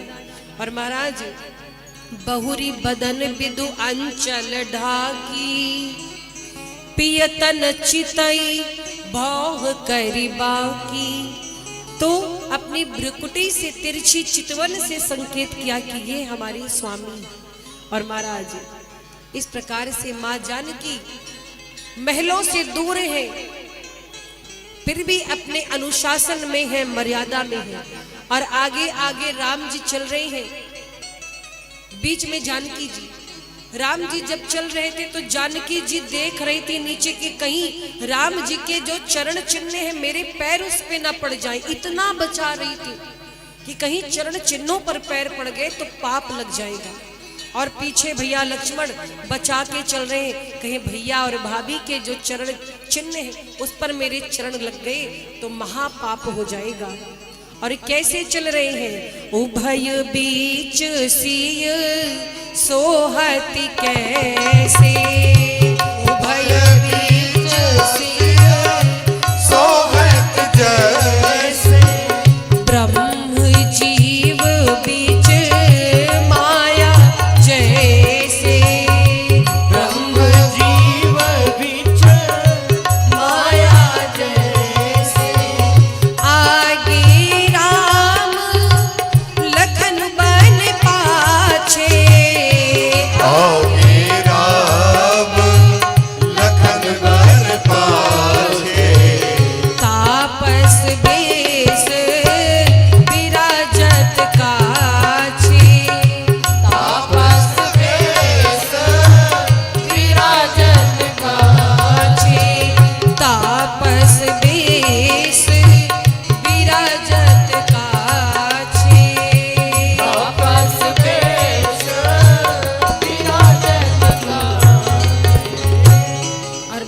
जैसे ब्रह्म और जीव के बीच में माया चलती है, जानकी जी श्री राम जी लक्ष्मण जी के बीच में ऐसे ही चल रही है। चलते चलते वाल्मीकि मुनि का आश्रम आया और वाल्मीकि जी के आश्रम पर जब पहुंचे हैं प्रभु, तो वाल्मीकि जी धन्य धन्य कहकर उठकर खड़े हुए, कहते हैं हे रघुकुल ध्वजा स्वरूप, आइए आपका स्वागत है। और महाराज वाल्मीकि जी ने खूब स्वागत किया। राम जी से वाल्मीकि जी का संवाद भया है। राम जी कहते हैं कि हे मुनिवर, आपसे कुछ छुपा नहीं, आपको पता है मैं यहाँ क्यों आया हूँ। अब आप मुझे रहने के लिए कोई बढ़िया सा स्थान बताइए कि मैं कहाँ रहूं। वाल्मीकि जी ने जब राम जी की बात सुनी तो मुस्कुराए, कहते हैं प्रभु आप मुझसे पूछ रहे हैं कि मैं आपको बताऊं कि आप कहाँ रहो। आपने पूछ तो लिया, पर पहले आप बताइए इस संसार में आप कहाँ नहीं हैं। फिर भी आपने मुझसे पूछा है तो मैं आपको बताता हूँ। आप चित्रकूट में पधारिए। चित्रकूट महिमा अमित कही महामुनि गाई, आई नहाए सरित बर सिंह समेत दो भाई। महामुनि वाल्मीकि जी ने चित्रकूट की महिमा का गुणगान किया और कहा कि आप चित्रकूट में निवास करिए, यह हर प्रकार से आपके योग्य है, बहुत सुंदर वन है, आप यहाँ रह सकते हैं, बड़े मनोहर पक्षी पशु हैं। तो वाल्मीकि जी ने कहा आप चित्रकूट में वास कीजिए। जैसे ही कोल की रातों को पता चला कि भगवान श्री राम चित्रकूट में पधार रहे हैं, कोल की रात सेवा में पहले ही आ गई और भगवान श्री राम के रहने के लिए सुंदर पर्ण कुटी बनाने लगी।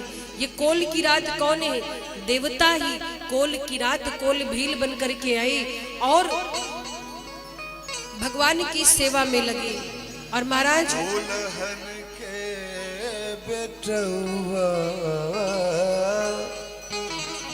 हम बनवासी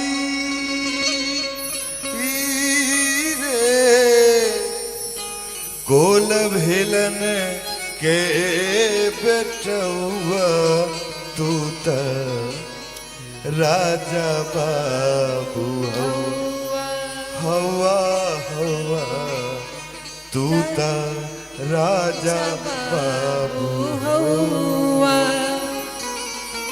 कोल की रात आकर के भगवान की सेवा करते और कहते हैं कि अपना परिचय दीजिए, आप कौन हैं? हम लोग तो वन में वास करने वाले हैं, पर आप तो मुझे किसी राजा के बेटे लगते हैं और खूब सेवा किया है राम जी का कोल की रातों ने, कोल बिलों ने। यहीं पे भगवान श्री राम जी निषाद राज गुह से कहते हैं कि निषाद राज जी, अब आगे की वन यात्रा हमारी है, आगे की वन यात्रा हम करके आपसे लौट कर मिलेंगे, तब तक प्रतीक्षा करिएगा, अब आप लौट जाइए। और जब इस प्रकार से कहा तो निषाद राजगुह दुखी होकर के चित्रकूट से वापस आ गए। शिवरंजनी शिवरंजनी निषाद राजगुह लौट रहे हैं, भगवान को प्रणाम किया, श्री लक्ष्मण जी को जानकी जी को प्रणाम किया, मन में दुख है पर लौट आए। और क्या देखा? निषाद राज जब लौट करके आए ना, तो क्या देखा? गंगा जी के तट पर सुमंत्र जी अभी बैठे हैं। सुमंत्र जी वापस नहीं गए थे, राम जी की प्रतीक्षा कर रहे थे, क्या पता मेरी राम अब भी लौट आए। लेकिन जब निषाद राजगुह को खाली हाथ अकेला आता सुमंत्र जी ने देखा, हाथ मीजने लगे, पछता रहे हैं, छाती पीट रहे हैं, जैसे किसी कंजूस ने एक एक पाई करके खजाना संजो कर रखा और किसी चोर ने लूट लिया हो। सुमंत्र जी की वो स्थिति हुई। आज सुमंत्र जी अपने को अधीर मान रहे हैं, मुख से शब्द नहीं निकल रहे। निषाद राजगुह को देखते ही रोना आरंभ किया, हा राम हा सीता हा लक्ष्मण करके सुमंत्र जी बिलाप कर रही है। निषाद राजगुह ने कहा कि राम जी चित्रकूट पहुंचे हैं और मैं अपने सामने उन्हें पहुंचा कर आया हूं। हे सुमंत्र जी, अब आप लौट जाएं और जाकर के अयोध्या को संभालें। निषाद राजगुह ने राम जी की पूरी वन यात्रा का विवरण दिया। राम जी कैसे भरद्वाज ऋषि के आश्रम पर गए, किस प्रकार से त्रिवेणी में स्नान किया है, वाल्मीकि जी ने स्वागत किया, सब बताया। सुमंत्र जी अब यही सोच रहे हैं किस मुंह से अयोध्या जाऊं। अगर मैं जा करके चक्रवर्ती जी को बता देता हूं कि मैं खाली हाथ आया हूं, राम लक्ष्मण जानकी मेरे साथ नहीं आए, तो राजा का शरीर छूट जाएगा, राजा तो जीते जी मर जाएंगे, बड़ा अनर्थ हो जाएगा। क्या करूं, कैसे बताऊं, पर कितने दिन छुपाऊंगा, जाना तो पड़ेगा। रो रहे, पछता रहे, यहां तक कि जो घोड़े थे, रथ के घोड़े भी उसी ओर देखकर हिनहिना रहे थे जिस दिशा में मेरे राम जी गए थे। सुमंत्र जी धीरज धर करके वापस अयोध्या को चले, कोई प्रश्न ना करे, इसलिए रात्रि के समय प्रविष्ट हुए। पैठत नगर सचिव सकुचाई, संकोच हो रहा है, क्या जवाब दूंगा। इधर चक्रवर्ती जी एक एक सांस बड़ी कठिनाई से ले रहे हैं, एक एक सांस भी लेना मुश्किल हुआ है। सुमंत्र जी रात्रि के समय पहुंचे हैं, रथ को धीरे से बाहर खड़ा किया और जैसे सुमंत्र जी आए तो रानियां अपने महल में लिवा ले गई। सबसे पहले कौशल्या मैया, सुमित्रा मैया अपने महल में ले गई। कहिए सुमंत्र जी, मेरी जानकी कैसी है, मेरा राम कैसा, मेरे लक्ष्मण कैसे, क्या वापस नहीं आए, क्या आपने उन्हें कहा नहीं। सुमंत्र जी से एक साथ कई सवाल होने लगे। सुमंत्र जी की आंखों में आंसू है, मुख चुप, दृष्टि नीचे किए हैं। रानियां समझ गई सुमंत्र जी क्यों चुप हैं। कभी कभी मौन भी सब कुछ बता देता है।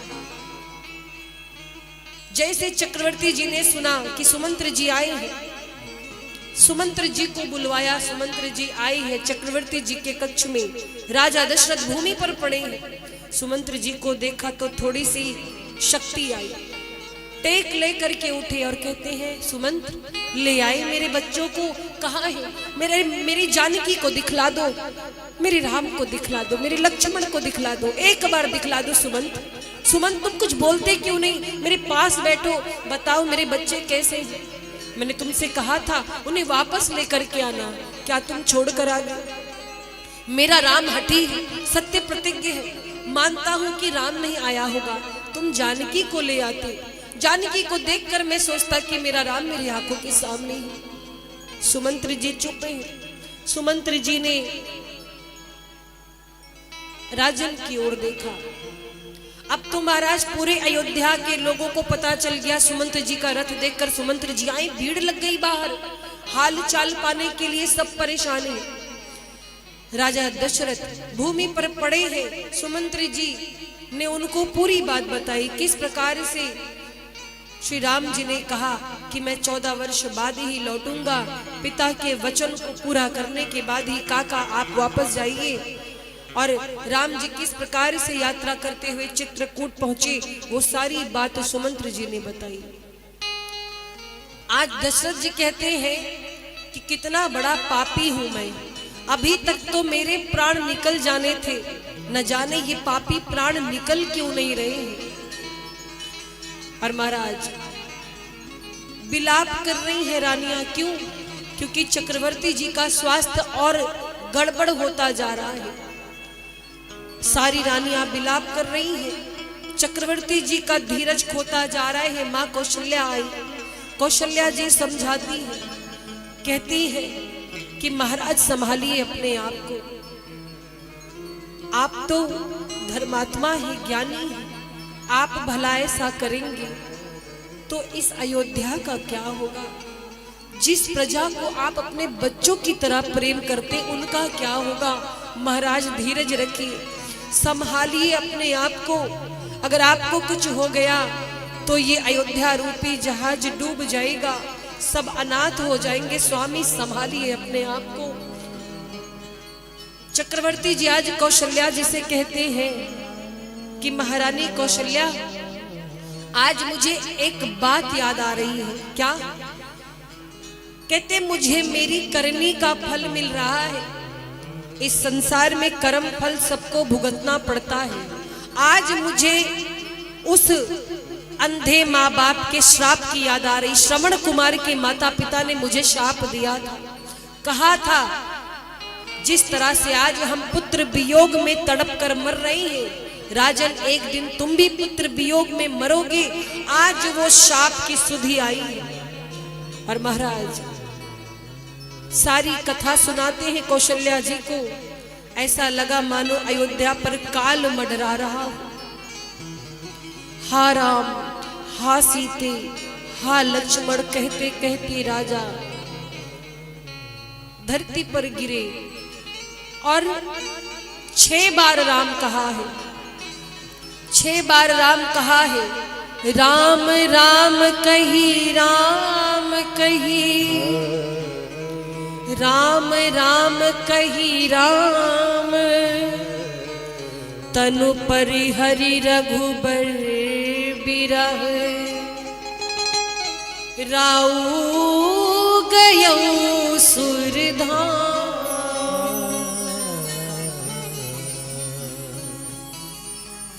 अंतिम समय में केवल 6 बार राम कहा। राम राम कही, राम कही, राम राम कही राम। राम जी को स्मरण करते करते आज चक्रवर्ती जी के प्राण छूट गए। आंख खुली की खुली रह गई। जैसे ही शरीर छूटा है, पूरे रनिवास में कोलाहल मच गया। छाती पीट पीट करके रानियां रोने लगी। अयोध्या वासियों को पता चला कि चक्रवर्ती जी अब नहीं रहे। अब तो महाराज विलाप आरंभ हुआ। सब लगे रोने। और देखिए चक्रवर्ती जी ने अपने अंतिम समय में 6 बार केवल राम कहा। क्यों? क्योंकि अभी राम जी को गए 6 दिन हुए थे, इसलिए 6 बार राम कहा। और गोस्वामी जी लिखते हैं कि जीवन मरण फल दशरथ पावा। दशरथ जी ने अपने जीवन मरण दोनों का फल पा लिया। जब तक जीवित रहे राम नाम लिया, और आज शरीर छूटा है तो राम जी को याद करते। भला ऐसी सुखद मृत्यु किसी की हो सकती है? इस संसार में वो बड़े भाग्यशाली होते हैं जिनके अंतिम समय में मुख पर भगवान का नाम होता है। वरना भगवान का नाम तो दूर की बात, लोग संसार को याद करते ही शरीर छोड़ते हैं। बहुत मुश्किल से भगवान का नाम जिह्वा पर आता है। आज चक्रवर्ती जी स्वर्ग पधार गए, कोई भी बेटा उनके पास नहीं है। भैया भरत जी, शत्रुघ्न जी कैके देश में है, ननिहाल में। राम जी लक्ष्मण जी वन को गए हैं। और महाराज अयोध्या मानो अनाथ हो गई। चारों तरफ कोलाहल मचा है। सब रानियां विलाप कर रही हैं, प्रजा विलाप कर रही, सुमंत्र जी विलाप कर रहे हैं। गुरुदेव वशिष्ठ आते हैं, सबको समझाया और एक नाव में तेल भर करके चक्रवर्ती जी का पार्थिव शरीर रखवा दिया। एक नौका में तेल भरवाया और तेल में चक्रवर्ती जी का पार्थिव शरीर रख दिया। और दूतों से कहा कि अभी तत्काल कैके देश जाओ, भरत जी को तुरंत बुला करके लाओ। भरत जी को बताना मत कि यहाँ पर क्या घटना घटी। भरत जी से केवल इतना कहना कि गुरुदेव ने याद किया है, तत्काल चलो। और महाराज आपको पता है, इधर चक्रवर्ती जी का शरीर छूटा, अयोध्या में अनर्थ आरंभ हुआ। उधर भरत जी को आभास होने लगा। भैया भरत जी को रात्रि से ही बुरे बुरे स्वप्न आने लगे। मन व्यथित हो गया, पीड़ित हो गया। एक बात जानते हो, जिससे हमारा प्रेम का रिश्ता होता है, जिससे प्रेम के तार जुड़े होते हैं ना, अगर उसके साथ कोई घटना घटती या घटना घटने वाली होती है तो पता चल जाता है। जैसे एक माँ, अगर उसका बेटा रोज ऑफिस जा रहा है, 9 बजे तक आ जाता है, और कहीं 9 से 9:30 हुए और बेटा किसी समस्या में है तो माँ का दिल घबराने लगता है, क्या बात है, मेरा बेटा अभी तक आया क्यों नहीं, कोई दुर्घटना तो नहीं हो गई, कोई समस्या तो नहीं हो गई। तो जिससे प्रेम होता है ना, उसके लिए मन व्यथित हो जाता है, ये अंदर का प्रेम होता है। भरत जी को ऐसा लगा कि कुछ गड़बड़ हुआ है। गोस्वामी जी लिखते हैं कि अनरथ अवध आरंभ्यो जब ते, कुछ गुण हो ही भरत कहूँ तब ते। जैसे जैसे अयोध्या में अनर्थ शुरू हुआ, उधर अपशगुन होने लगा। सियार रो रहे हैं, कुत्ते रो रहे हैं। भरत जी ने बुरा स्वप्न देखा, सुबह उठे और उठ करके भैया शत्रुघ्न को बताया। कहते भैया शत्रुघ्न, मुझे लगता है कि कुछ गड़बड़ है, मेरा मन नहीं लग रहा है और कोई अपशगुन ना हो, इसके लिए भरत जी भगवान महादेव का पूजन करने उठे। स्नान किया, शत्रुघ्न जी के साथ महादेव का पूजन किया, ब्राह्मणों को दान दिया, भोजन करवाया। और इधर भरत जी ये धर्म कर्म कर ही रहे थे। तब तक अयोध्या से दूत आ गए। अयोध्या से दूत आई। दूतों को अचानक देख करके भरत जी का हृदय कांप गया कि अचानक से दूतों का आना किस बात का संकेत हो सकता है। दूतों को देखा, भरत जी विकल हो गए। कहो आप सब कैसे पधारे, अयोध्या में सब ठीक तो है, भैया राम ठीक तो है, मेरे पिताजी ठीक है। दूत कहते हैं भैया भरत जी, गुरुदेव ने आपको तुरंत याद किया है, आप बिना विलंब किए तत्काल पधारिए। भरत जी जिस अवस्था में थे उसी अवस्था में रथ पर बैठे शत्रुघ्न जी के साथ और चल पड़े अयोध्या की ओर। रास्ते में मन में नाना प्रकार के विचार आ रहे हैं, घबराए हुए हैं। मार्ग में जो पशु पक्षी दिख रहे हैं उन वो भी दुखी निराश दिख रहे हैं। अयोध्या की सीमा पर जब भरत जी पहुंचे हैं तो देखा कि जितनी अयोध्या चमकती थी, जितना आनंद था, सब गायब है। किसी घर में दीपक नहीं जल रहा। अवधवासियों को देखा तो मैले कुचैले वस्त्र पहने, ऐसा लग रहा था कि बहुत दिनों से स्नान न किया हो, किसी ने भोजन न किया हो। आगे रथ बढ़ा। जैसे ही महल के पास रथ पहुंचा है, द्वार पर सबसे पहले कौन दिखाई पड़ा? मां कैकेयी और मंथरा। श्वेत वस्त्र पहने महारानी कैकेयी हाथ में आरती की थाल लेकर खड़ी है और साथ में मंथरा खड़ी है। जैसे ही भरत जी उतरे, महारानी कैकेयी आरती उतारने लगी। आओ मेरे लाल। भरत जी कहते मां, ये कैसा वेश आपने बनाया है, सब ठीक तो है ना? ये कैसा वस्त्र पहना है, आपका श्रृंगार कहाँ गया, आपका आभूषण कहाँ गया? महारानी कैकेयी कहती हैं भरत मैं सब बता दूंगी, सब समझा दूंगी, पहले तू अंदर तो आ, तू मेरे पास तो बैठ। हाथ पकड़ करके लेकर महल में ले गई। भरत जी को बैठाया। कहती हैं कि तात बात में सकल सवारी, भय मंथरा सहाय बेचारी। मेरे लाल भरत, मैंने सब संभाल लिया था, मैंने सब कुछ संभाल लिया था, मेरी सारी बातें बना दी, तेरे रास्ते का कांटा हटा दिया।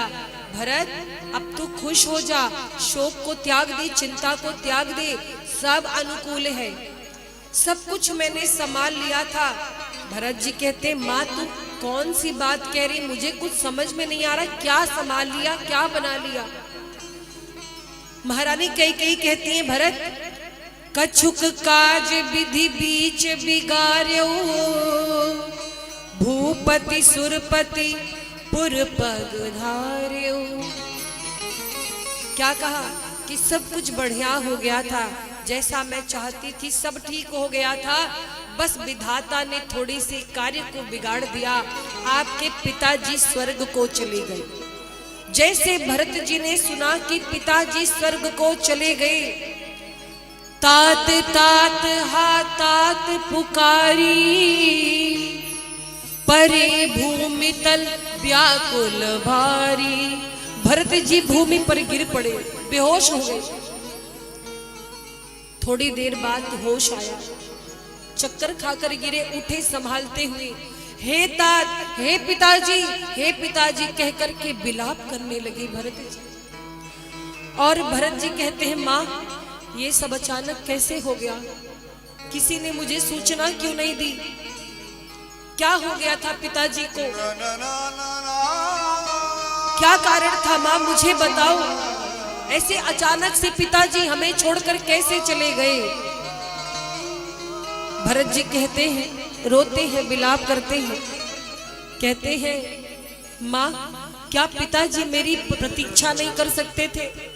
अरे जाने से पहले मुझे भैया राम के हाथों में सौंप दिया होता, मुझे भैया राम के हाथों में सौंप करके गए होते तो इस भरत को इतना दुख ना होता। पिताजी इतनी भी प्रतीक्षा नहीं कर पाए, कैसा अभागा हूं मैं। क्या पिताजी ने अपने अंतिम समय में मुझे याद किया था, इस भरत को याद किया था? माँ क्या कहा था अंत समय में? महारानी कैकेयी कहती हैं, भरत तेरे पिताजी ने अपने अंतिम समय में केवल राम राम कहा था, केवल राम को पुकारा था। भरत जी कहते, तो क्या भैया राम नहीं थे पिताजी के पास? कैकेयी महारानी कहती, नहीं भरत, राम जी नहीं थे। तो भैया राम कहाँ है? मेरी भाभी माँ जानकी कहाँ है? भैया लक्ष्मण कहाँ है? ये महल सूना क्यों है माँ, बता। कैकेयी महारानी कहती, भरत मैंने तेरे लिए चक्रवर्ती जी से, महाराज से वरदान मांगा था, क्योंकि राम का राज तिलक करने जा रहे थे महाराज, तो मेरे पास 2 वरदान थे। इसी मंथना ने मेरी सहायता की, अच्छा हुआ मुझे समझाया, मैंने तेरे लिए राजगद्दी मांग ली और राम के लिए 14 वर्ष का वनवास मांग लिया। जैसे 14 वर्ष के वनवास की बात सुनी, भरत जी पिता के मरण को भूल गए। अब राम जी के जाने का अपार दुख सताने लगा, सिर पकड़कर भूमि पर बैठ गए। भरत जी कुछ बोल नहीं पा रहे, मुख से वचन नहीं निकल रहे, सिर पकड़कर नीचे बैठे हैं, जैसे दिमाग ही ना काम करे। और थोड़ा संभलते हुए उठे तो अब देखो भरत जी अपनी माँ कैकेयी को क्या कह रहे। कैकेयी ने सोचा था कि भरत जी खुश हो जाएंगे, लेकिन ये भरत जी है राम जी के भाई। क्या कहा? धीरज धरी भरी ले ही उसासा, अरे पापिन सब ही भांति कुल नासा। पापिन कहीं की, तू मां नहीं, हट जा मेरी आंखों के सामने से, आज से मैं तेरा बेटा नहीं। अरे तू तो नागिन है, नागिन है। और क्या कहा? तब ते कुमति कुमत जी ठायऊ, खंड खंड होई हृदय न गयऊ। बरमागत मन भई नहीं पीरा, गरी न जी मुख परे न कीरा। अरे कैकेयी, ये वरदान मांगते तुझे शर्म नहीं आई? तेरी जिह्वा कट करके नहीं गिर गई, गल करके? अरे तेरे मुख में कीड़े नहीं पड़ गए? शर्म नहीं आती? कैकेयी, छी, तू मेरी मां नहीं हो सकती है, तू तो अयोध्या को उजाड़ने वाली कटारी है। Hello hello.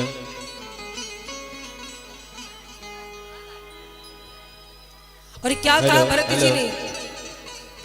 भरत जी कहते हैं कि तुझसे बड़ी पापिन मैंने आज तक नहीं देखा, दूर हट जा मेरी नजरों के सामने से। तूने जो किया है बहुत गलत किया है, आज से तू मेरी दृष्टि के सामने मत पड़ना। आज से ना तू मेरी माँ है, ना मैं तेरा बेटा।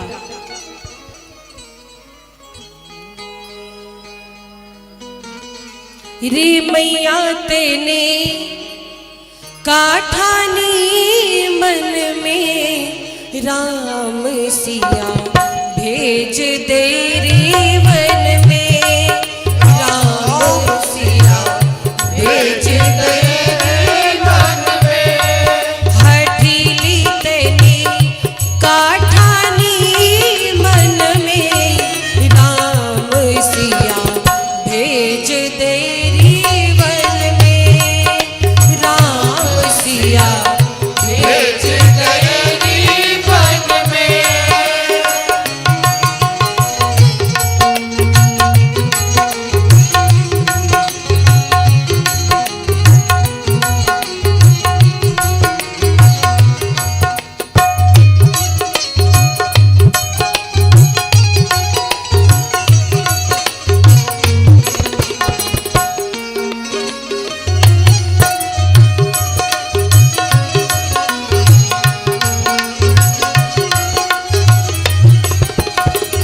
और देखिए भरत जी का भाव, भरत जी क्या कहते हैं?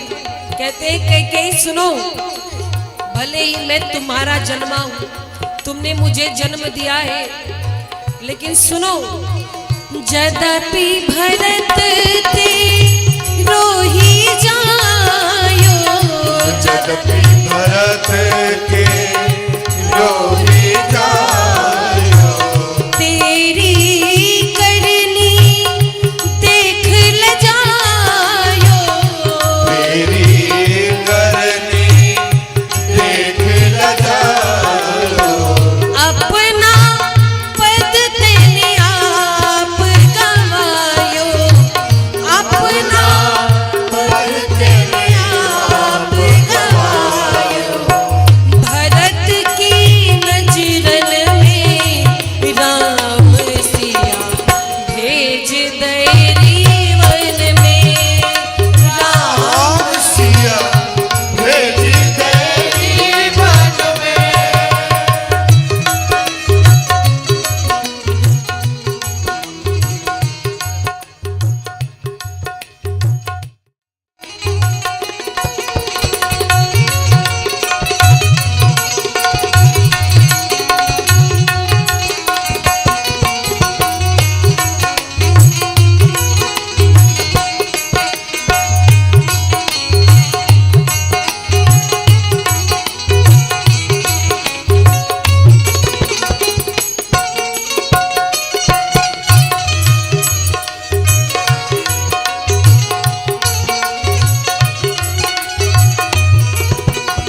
भरत जी कहते हैं कि ये महल का जीवन है ना, जानकी जी राजकुमारी थी, जनकपुर की लाडली थी, क्या मुंह दिखाओगी जानकी जी के माता पिता को?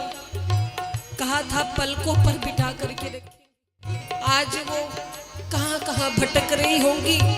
कहते हैं महल छोड़ी वहां नहीं रे मड़ैया, छोरे वहाँ नहीं रे मरैया, सिया सुकुमारी संग दो भैया, या सुकुमारी संग दो भैया, रात वृक्ष तर बीजत होंगे,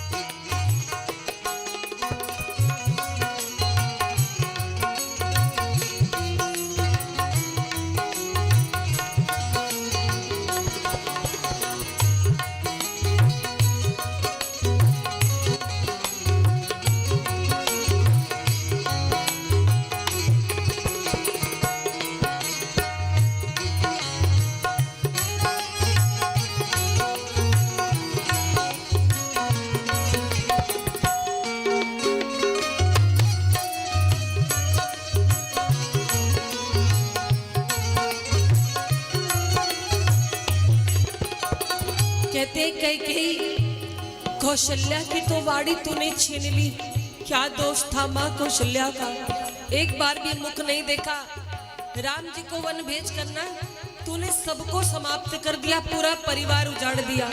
क्या कहते, कौशल्या की छिन गई वाणी, कौशल्या की छिन गई वाणी, रोए ना सकी और मिला दीवानी, रोए न सके और मिल दीवानी।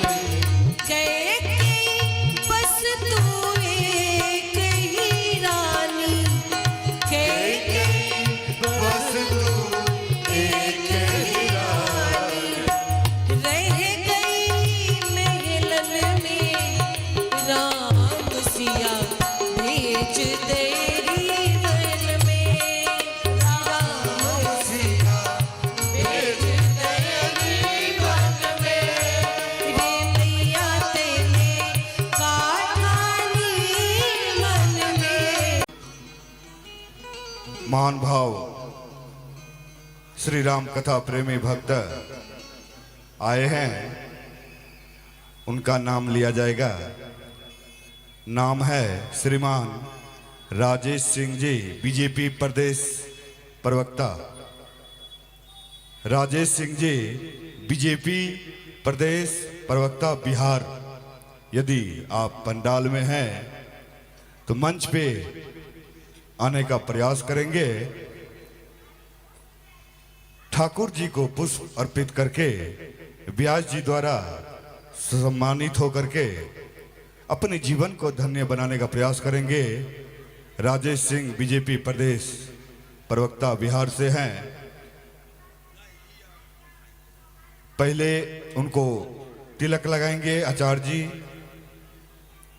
और आज के जो जजमान है भाग्यशाली सिंह जी, आज के जो मुख्य जजमान है भाग्यशाली सिंह जी, सभी व्यास जी को अंग वस्त्र देते हुए समस्त कलाकार बंधुओं को अंग वस्त्र प्रदान करते हुए अपने जीवन को धन बनाने का प्रयास करेंगे। व्यास जी द्वारा हमारे राजेश सिंह जी को अंग वस्त्र दे करके सम्मानित करेंगे। आप लोग जोरदार ताली से स्वागत करेंगे और माता जी भी व्यास जी को माला पहना करके स्वागत करेंगे। आप सभी लोग ताली बजा कर स्वागत करेंगे।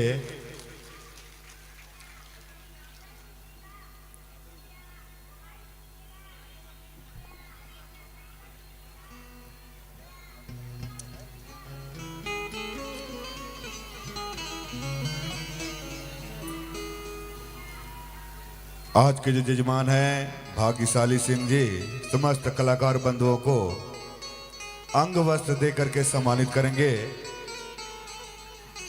राजेश सिंह जी बीजेपी प्रदेश प्रवक्ता बिहार से हैं। बहुत बहुत धन्यवाद आपको, जो इस यज्ञ में आकर के अपने जीवन को धन्य बनाने का प्रयास किए। भगवान से निवेदन करेंगे, ठाकुर से निवेदन करेंगे, बाबा भोले से निवेदन करेंगे, आपके ऊपर सदा कृपा बना रहे। राम जी के भजन में बिंद नहीं होना चाहिए। राम कृपा होते रहे। हम लोग तो कुछ भक्त हैं, एक सेकंड भी इस भजन को मत रोकिए, ये सब कार्यक्रम चलता रहे जी। चाहेंगे राजेश सिंह जी से दो शब्द हमारे जनता के बीच दो शब्द रखेंगे। श्री श्री 1008 श्री रुद्र चंडी महायज्ञ रसूलपुर ग्राम में चल रही है भव्यता से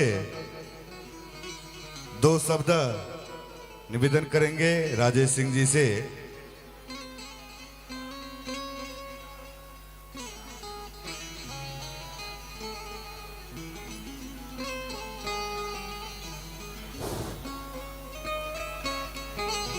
बोलिए सीता मैया की जय, प्रभु श्री राम की जय। जय हो। हर हर महादेव। माता पार्वती की जय जय। हो। इस सभी ग्राम वासियों को प्रणाम, आयोजक मंडल को प्रणाम, रसुलपुर ग्राम को प्रणाम, इस छोटा सा शंकर भक्त को प्रणाम। मैं बहन श्री माता श्री से कहते हैं कि प्रभु राम का चर्चा चल रहा है, हम जैसे साधारण आदमी के लिए इतना अच्छा चर्चा को मत करिए। ये नेतागिरी करने का जगह नहीं है। इस धरती को प्रणाम करिए कि इतना अच्छा माहौल इस गांव में हुआ है, इसको जारी रखिए। आप लोगों को प्रणाम, बहुत बहुत धन्यवाद। बहुत बहुत धन्यवाद राजेश सिंह जी को। निवेदन करते हुए व्यास भगवान को क्षमा चाहते हुए पुनः कथा में प्रवेश। राधे श्याम।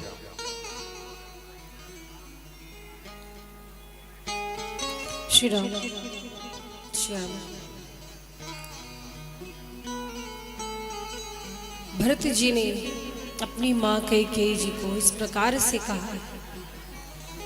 आज बड़े कड़वे कड़वे शब्द माँ को बोला है भरत जी ने। अच्छा, मानस में एक जगह चर्चा आती है कि जब भरत जी त्रिवेणी में पहुंचे, त्रिवेणी जी को प्रणाम किया, तो त्रिवेणी जी ने कहा था कि भरत आप हर तरह से साधु हैं, हर प्रकार से साधु हैं। तो भरत जी को साधु कहा जा रहा है। क्या साधु का यही लक्षण होता है कि अपने माँ को अभद्र बात कहे, माँ का नाम ले, माँ का अपमान करे, माँ को कड़वे वचन कहे? क्या साधु का यही लक्षण है? लेकिन भरत जी को इतने के बाद भी साधु कहा गया, क्यों? भरत जी को साधु किस लिए कहा गया? भरत जी साधु हैं। अच्छा, आप पहले ये समझो साधु किसे कहते हैं, साधु कौन होता है? आपको क्या लगता है? जिसने वलकल धारण किया हो, गेरुआ वस्त्र पहना हो, कंठी माला धारण किया हो, तिलक लगाया हो, क्या वही साधु होता है? साधु कोई जाति नहीं है। मैं अपने विचारों से ये कह रही हूं आपसे, जो मेरे अपने विचार हैं। साधु कोई जाति नहीं है, ना तो साधु कोई पद है, कोई डिग्री नहीं है। साधुता एक स्वभाव होता है। साधु आप भी हो सकते हो। ऐसा नहीं कि जिसका विवाह हुआ है वो साधु नहीं हो सकता। तो साधु किसे कहते हैं? साधुता एक स्वभाव है, एक प्रवृत्ति है। साधु के लक्षण होते हैं कुछ। क्या साधु के लक्षण है? येन केन प्रकारेण भक्त और भगवान को जोड़ देना, लोगों में भक्ति का संचार करना, धैर्य रखना, ये साधुओं के लक्षण है। संतोष होना, तो ये कोई भी हो सकता है। इसके लिए किसी विशेष वस्त्र तिलक की आवश्यकता नहीं है। साधु आप भी हो सकते हैं। भरत जी को साधु कहा गया, क्यों? भरत जो साधु कैसे हुए? जब भरत जी ने माँ कैकेयी को ऐसे वचन कहे, कड़वे वचन कहे, माँ कैकेयी आरती की थाली फेंक करके और चली गई अपने भवन में, द्वार बंद कर लिया, किवाड़ बंद कर लिया और लगी रोने। इधर शत्रुघ्न जी ने मंथरा का उपचार किया, मंथरा के कुबड़ पर पाव से प्रहार किया। सब तेरे कारण हुआ, सब तूने आग लगाई। मंथरा रोते हुए भागी। तो कैकेयी मैया अपने भवन में गई, द्वार बंद कर लिया और लगी रोने। और आज कैकेयी जी क्या कह रही पता है? कैकेयी जी कहती, भरत तू अच्छा नहीं है, भरत तू बिल्कुल अच्छा नहीं, तुझसे अच्छा तो मेरा राम है। मैंने राम को 14 वर्ष का वनवास दिया, फिर भी मेरे राम ने मुझे कभी ऐसे शब्द नहीं कहे। मेरा राम वन जाते जाते मुझे प्रणाम करके गया। बहुत अंतर है भरत तुझ में और राम में। तू राम जैसा कभी नहीं बन सकता। भरत तू अच्छा नहीं है। इस प्रकार कह के कैकेयी मैया रोती है। शत्रुघ्न जी बोले भैया भरत से कि भैया माँ है, माँ को इस प्रकार बोलना उचित नहीं है। कुछ भी होगा आपकी माँ है। भरत जी कहते हैं शत्रुघ्न जी से कि भैया शत्रुघ्न, मैंने ऐसी बातें माँ कैकेयी को जानबूझ करके कही। क्यों? अब देखो भरत जी साधु कैसे हैं। भरत जी कहते हैं कि ये जो बातें मैंने माँ कैकेयी को कही है, जो कड़वे वचन कहे, क्यों कहे पता है? क्योंकि ये भरत चाहता है कि कैकेयी मैया को भरत अच्छा न लगे, राम अच्छे लगे। अगर भरत अच्छा लगता तो राम कभी अच्छे ना लगते। और यही साधु का लक्षण है, जो भक्त को भगवान से जोड़ दे। ये न केन प्रकारेण। आज जब भरत जी ने कड़वे वचन कहे तो कैकेयी मैया को राम जी की याद आई, राम जी के लिए विलाप के आंसू बहाया। और महाराज यही साधु की पहचान है। चाहे जिस प्रकार से भक्त को भगवान तक पहुंचाना, ये साधु का कार्य है, साधु का लक्षण है। इसीलिए भरत जी को साधु कहा गया। और महाराज भरत जी वहां से मां कौशल्या के भवन की ओर आई। कौशल्या मैया के भवन की ओर आई और कौशल्या मैया की स्थिति देखो उस समय कैसी है। वस्त्र बिल्कुल मलिन हो गए हैं, जैसे कितने दिनों से स्नान न किया हो। आंखों में कीचड़ जम गए हैं रोते रोते कौशल्या महारानी के। और अपने भवन में भूमि पर बैठी हैं। आंखों से धुंधला दिखाई दे रहा है, साफ दिखाई नहीं दे रहा है। भरत जी जब द्वार पर आकर खड़े हुए तो मां कौशल्या को एक पल के लिए लगा कि मेरा राम आ गया। कौशल्या मैया राम कह करके दौड़ पड़ी और जैसे दौड़ी शरीर सूख कर काटा हो गया है, कमजोर हो गया है, सो चक्कर आ गया। और जैसे चक्कर आया है, भूमि पर गिरने वाली थी, भैया भरत दौड़कर मां को पकड़ ली। कौशल्या मैया को संभाला है। भरत जी आज मां कौशल्या के चरण को पकड़ के रो रही है। भरत ही देखे मां तू उठ धाई, मूर्छित अवनि परी झई आई। चक्कर आ गया, भरत जी ने संभाला। मां कौशल्या ने धीरे से आंखें खोली तो देखा सामने भरत जी। कौशल्या मैया की आंखों से आंसू गिर रहे, भरत जी की आंखों से आंसू गिर रहे। और महाराज क्या हुआ, भरत जी को देख करके विकल हो गई। और भरत जी मां कौशल्या के चरण पकड़ के कहते हैं, मां तू तात कहाँ दे ही दिखाई, कह सिया राम लखन दो भाई। भरत जी अब कौशल्या मैया से कह रहे हैं, मां एक बार मुझे भैया राम को दिखा दो, एक बार पिताजी से मिलवा दो, पिताजी को दिखा दो। मेरे भैया राम लक्ष्मण जानकी जी कहाँ चले गए? माँ आपने रोका क्यों नहीं? आप तो रोक सकती थी, आप यहाँ पर थी, आपने क्यों नहीं रोका माँ? फिर भरत जी माँ कौशल्या से कहते हैं, माँ आज मुझे एक बात का दुख है।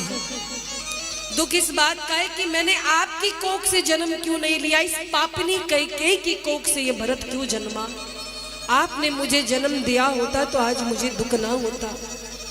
अरे मैं तो कुल का कलंक हो गया, कैकेयी ने मेरे माथे पर कलंक लगा दिया माँ। और मुझ जैसे द्रोही बेटे को जन्म दिया है कैकेयी ने, मुझसे बड़ा अभागा कौन होगा? अरे जिस बेटे के कारण माँ विधवा हो जाए, ऐसा बेटा तो अभागा ही होगा। ये सब मेरे कारण हुआ मैया, सबकी जड़ मैं बहुत बड़ा पापी हूँ माँ। भरत जी यूं कह करके माँ कौशल्या के चरण पकड़ के रो पड़े। पिताजी स्वर्ग में है, भैया राम वन चले गए। क्या मैं ही हूँ यहाँ महलों का सुख भोगने के लिए? अरे इस सब अनर्थ का कारण मैं हूँ। और महाराज भरत जी की बातों को सुनकर कौशल्या मैया ने भरत जी को हृदय से लगा लिया और खूब रोई। नहीं भरत ऐसा मत कहे मेरे लाल।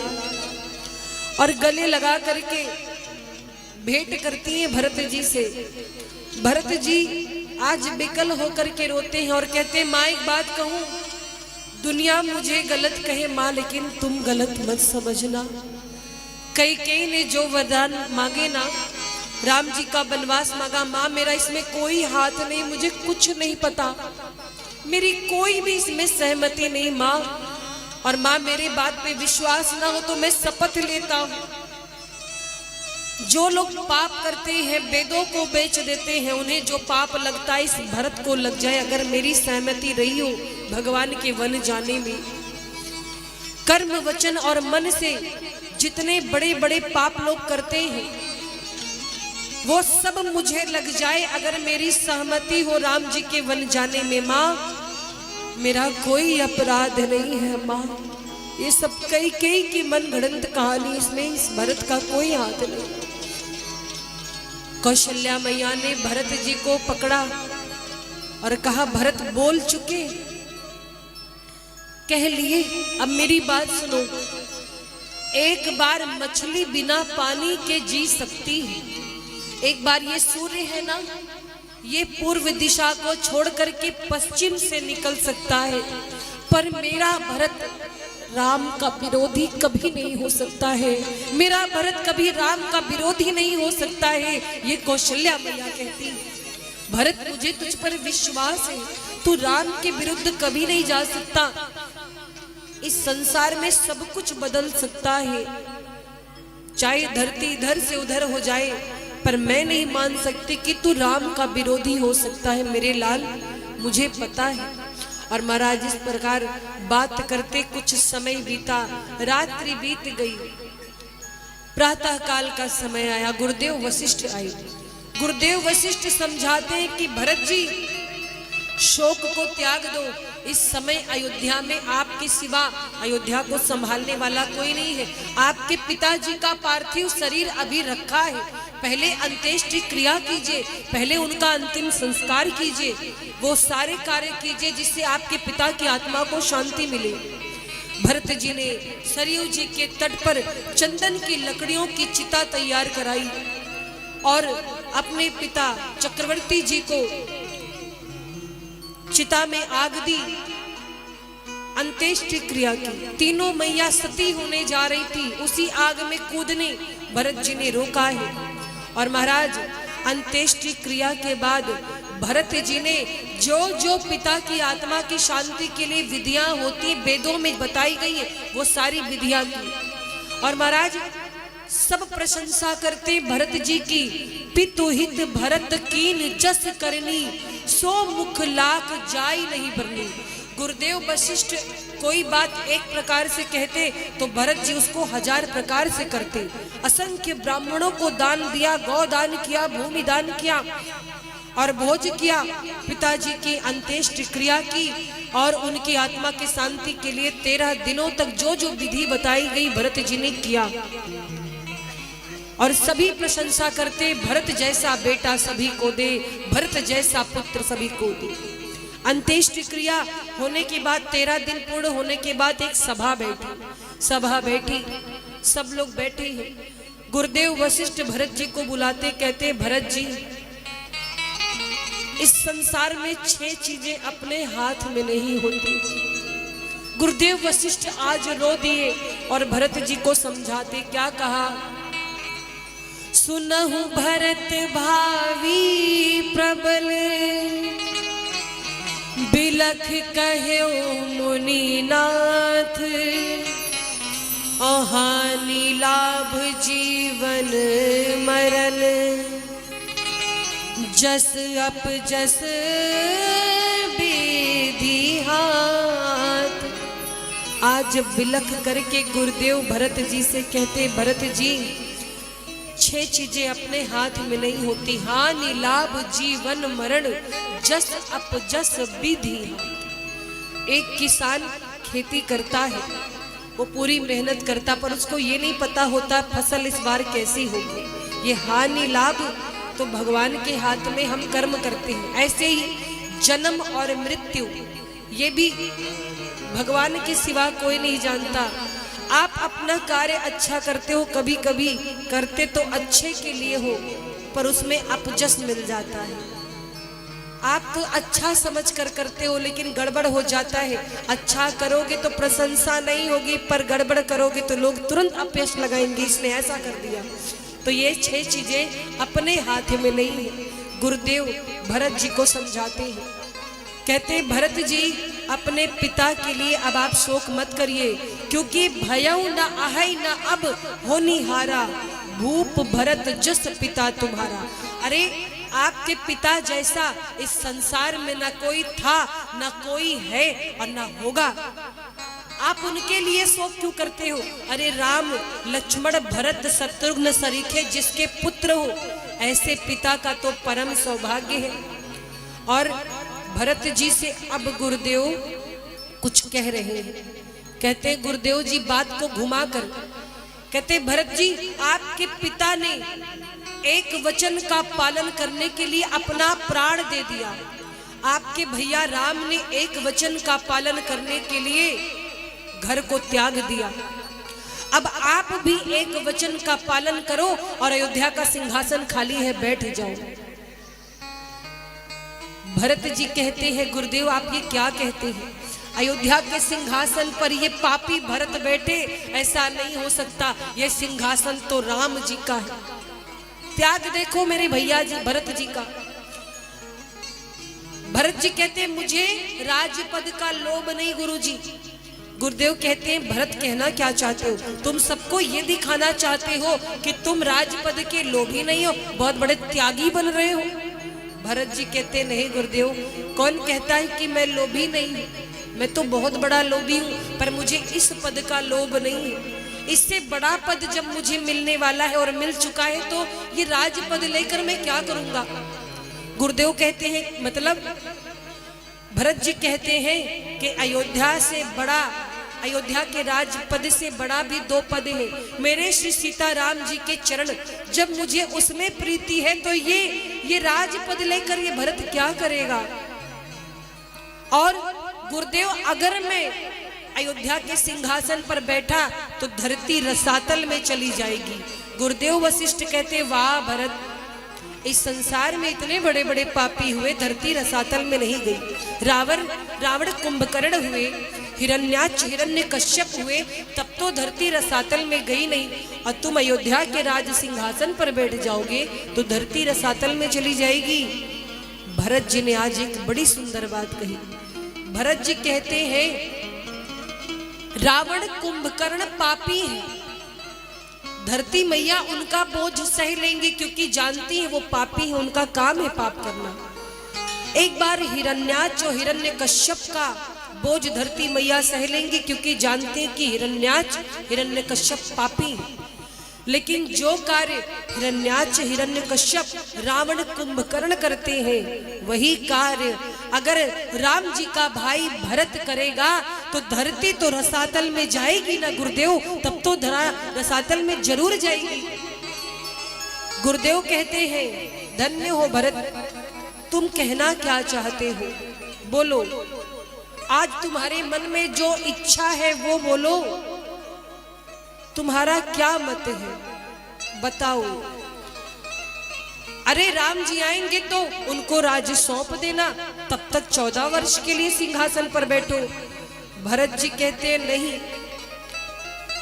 कहीं सिंहासन पे बैठने के बाद मुझ पापी का ही मन बदल गया तो जिस काम से खतरा हो वो काम गुरु जी नहीं करना चाहिए।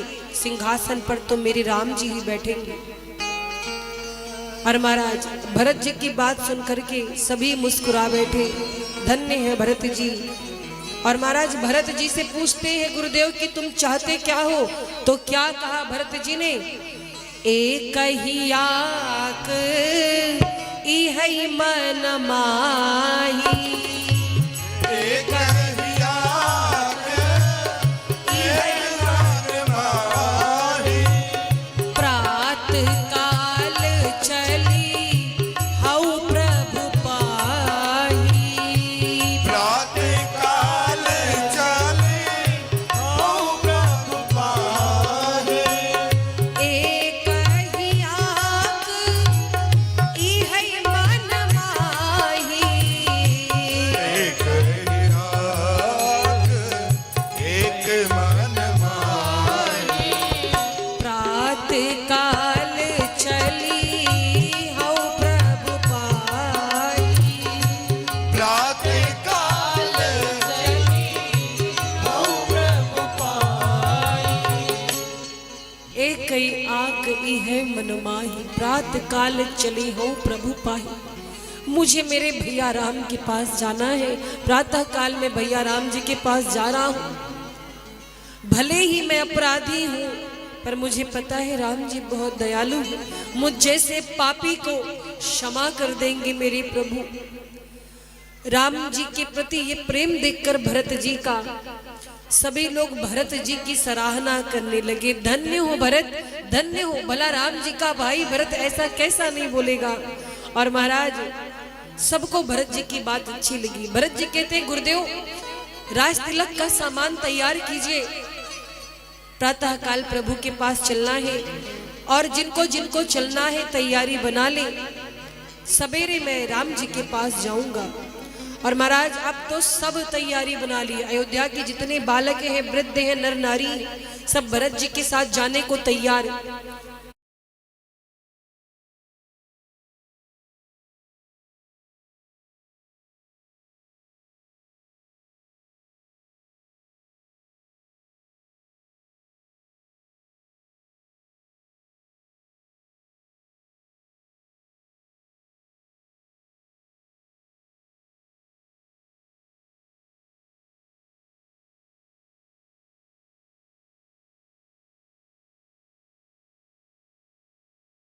देखिए अयोध्या वासियों में जो लोग हैं, वृद्ध बालक नर नारी, आपस में झगड़ा होने लगा।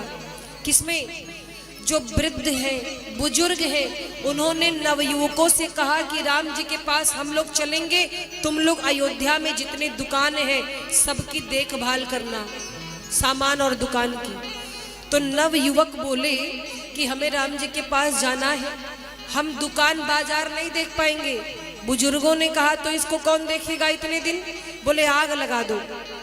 नवयुवकों ने कहा कि सारी संपत्ति में आग लगा दो, सब दुकानों में आग लगा दो, हमको राम जी के पास जाना है। बुजुर्ग बोले अब इसका निर्णय तो भरत जी करेंगे। भरत जी के पास सब आए। अब नवयुवक कहते हम जाएंगे, बुजुर्ग कहते हम जाएंगे। बुजुर्गों ने शिकायत की, भरत जी आप निर्णय करो। ये नवयुवक बालक है, कह रहे संपत्ति में आग लगा दो, आप क्या कहते हैं? भरत जी ने कहा सुनिए भाई, जितने बुजुर्ग हैं, वृद्ध जन है, वो सही कह रहे हैं, सारे नवयुवक बालक यहीं अयोध्या में रहेंगे। तो बालकों ने भरत जी से एक बात कही कि भरत जी आपको राम जी से ज्यादा प्रिय ये संपत्ति है, ये दुकान मकान है। भरत जी ने कहा भैया संपत्ति हमारी होती तो हम कहते फूंक दो, छोड़ो, पर जब तक राम जी नहीं आते उनकी संपत्ति की रक्षा करना हमारा कर्तव्य है। हमने कब कहा ये हमारी है, ये तो राम जी की संपत्ति है, जब तक राम जी नहीं आते तब तक मुझे देखभाल करनी होगी और उनके आने के बाद उनको सौंप देंगे। संपत्ति सब रघुपति कई आई। और सभी ये बात सुनकर भरत जी की सराहना करने लगे। पूरा समाज तैयार है, माताएं पालकियों में बैठी हैं, गुरुदेव वशिष्ठ रथ पर आरूढ़ हुए, भैया शत्रुघ्न और भैया भरत जी चल पड़े हैं भगवान श्री राम जी को मनाने के लिए। भरत चले चित्रकूट हो रामा, राम को मनाने। भरत चले चित्रकूट हो रामा, राम को मनाने। भरत चले चित्रकूट हो रामा, राम को मनाने। भरत चले चित्रकूट हो रामा, राम को मनाने। राम को मनाने सिया लखन को मनाने। राम को मनाने सिया लखन को मनाने। राम को मनाने सिया लखन को मनाने। राम को मनाने सिया लखन को मनाने। भरत चले चित्रकूट हो रामा, राम को मनाने। भरत चले चित्रकूट हो रामा, राम को मनाने। तालियों की सेवा करते हुए भैया की।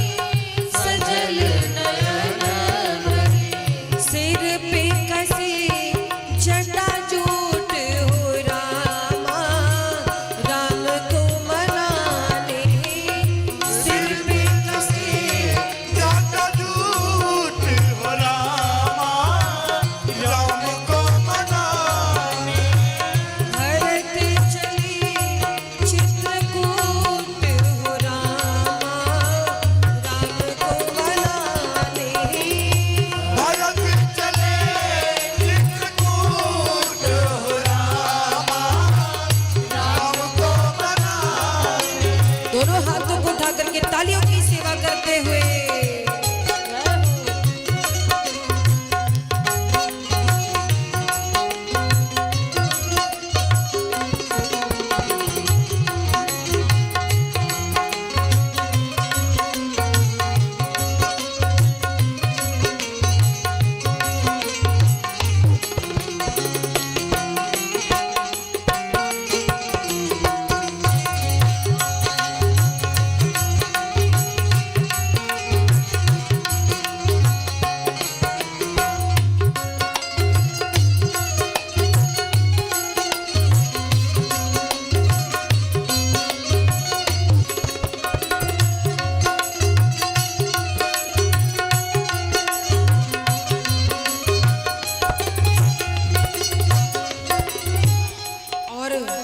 छड़ बिल हाथ छड़ प्रेम मगन मन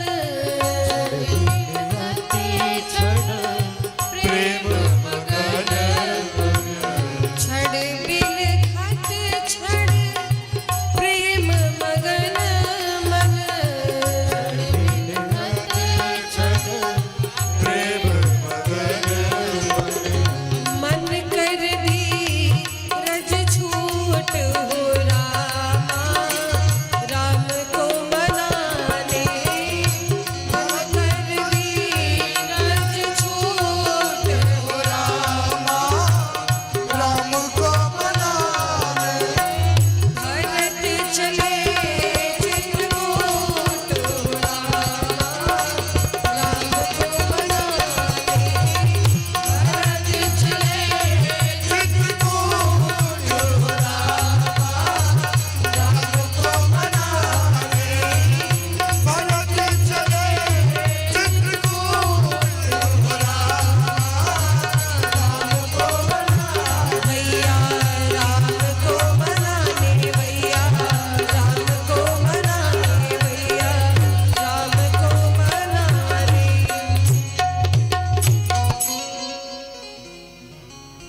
भरत चले चित्रकूट हो रामा राम को मनाने। भरत जी चल पड़े तमसा नदी के तट पर पहला विश्राम हुआ। जैसे तमसा जी के तट पर पहुंचे हैं विश्राम के लिए, अब की बार अयोध्या वासी बोले पिछली बार राम जी के साथ आए थे तो हम लोग सो गए थे, अब की बार सोएंगे नहीं।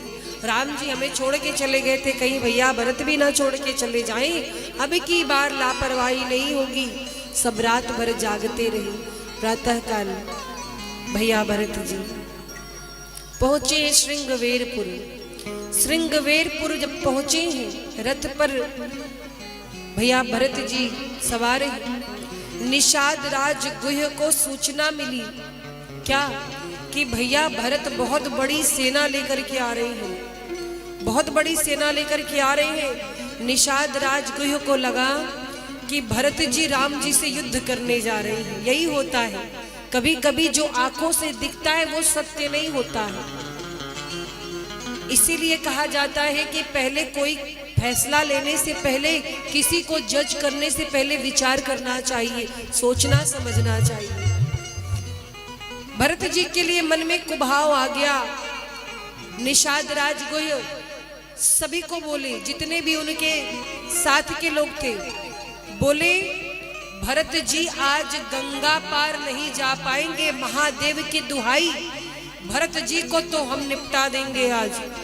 धनुष बाण तैयार कर लो, जितनी नाव है गंगा में डुबा दो, भरत जी को आज गंगा पार नहीं जाने देना। सबने धनुष बाण कस लिया, पेड़ों पर चढ़ गए। तब तक उसी समाज में एक बूढ़े थे, वृद्ध को छींक आ गई। तो उन्होंने कहा कि हमारी छींक शुभ होती है, हमारी छींक शुभ होती है। और बूढ़े व्यक्ति ने कहा कि भरत जी का आना गड़बड़ नहीं है, भरत जी राम जी से युद्ध करने नहीं बल्कि राम जी को मनाने के लिए जा रहे हैं, ये शगुन विचार कर कहा। तो निषाद राजगुरु से कहा कि पहले भरत जी क्या कह रहे हैं सुन लो, बिना सुने किसी पर आक्रमण करना, दोषारोपण करना या उसे गलत साबित करना ठीक नहीं है। क्योंकि बिना विचारे जो करे सो पाछे पछताए, काम बिगाड़े आपनो जग में होत हंसाए। कुछ लोग होते हैं ना, किसी के कहने सुनने में जल्दी आ जाते हैं या आंखों से देख कुछ रहे हैं। अच्छा एक बात और है, ये जो शंका होती ना, जिसको कहते हैं नकारात्मक बातें, ये दिमाग में जल्दी आती है। जैसे आप लोग को मैं बता दूं, माताओं का स्वभाव, दो मैया बात कर रही है, मान लो तीसरी आई और दोनों चुप हो गई, तो तीसरी को लगेगा पक्का मेरी बुराई चल रही थी, पक्का ये हमारी चुगली कर रही थी, हमको देख के चुप हो गई, भले आप उसके बारे में अच्छी बात कर रहे हैं। कहने का तात्पर्य है बुरी बातें दिमाग में जल्दी आती हैं, लोग गलत जल्दी विचार करते हैं। तो इसीलिए भरत जी को देख करके जब शगुन की बात कही है वृद्ध ने, तो निषाद राजगुरु कहते हैं आप ठीक कहते हैं, पहले मैं जा करके मिलता हूँ, भरत जी का भाव देखता हूँ। निषाद राजगुरु आई, इस पार भरत जी का रथ है, थोड़ी दूर पर निषाद राज खड़े हैं। निषाद राज सामने आकर खड़े हुए, भरत जी ने देखा। भरत जी गुरुदेव से पूछते, गुरुजी ये कौन है? तो क्या कहा गुरुदेव ने? गुरुदेव कहते हैं भरत जी ये राम जी का सखा है निषाद राज। जैसे भरत जी ने सुना कि ये राम जी का सखा है, भरत जी रथ छोड़ करके दौड़ते हुए आए। राम सखा सुनु संदनु त्यागा, चले उतरी उमगत अनुरागा। आए दौड़कर निषाद राज को गले से लगा लिया। आज निषाद राज के आंखों से आंसू गिरने लगे। कितना गलत मैं सोच रहा था भरत जी के बारे में, ये तो राम जी के जैसे बिल्कुल, कितना प्रेम, इनमें कोई छुआछूत की भावना नहीं। राजकुमार होकर के मुझ अधम को आकर के गले से लगा लिया।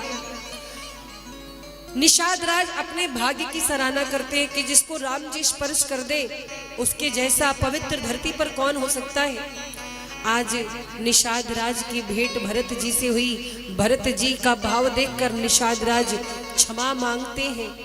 अब निषाद राज राम जी के विषय में सारी बातें बताते। यहाँ पर राम जी ने विश्राम किया, यहाँ पर जानकी जी बैठी थी, हमने उनको ये सेवा दी।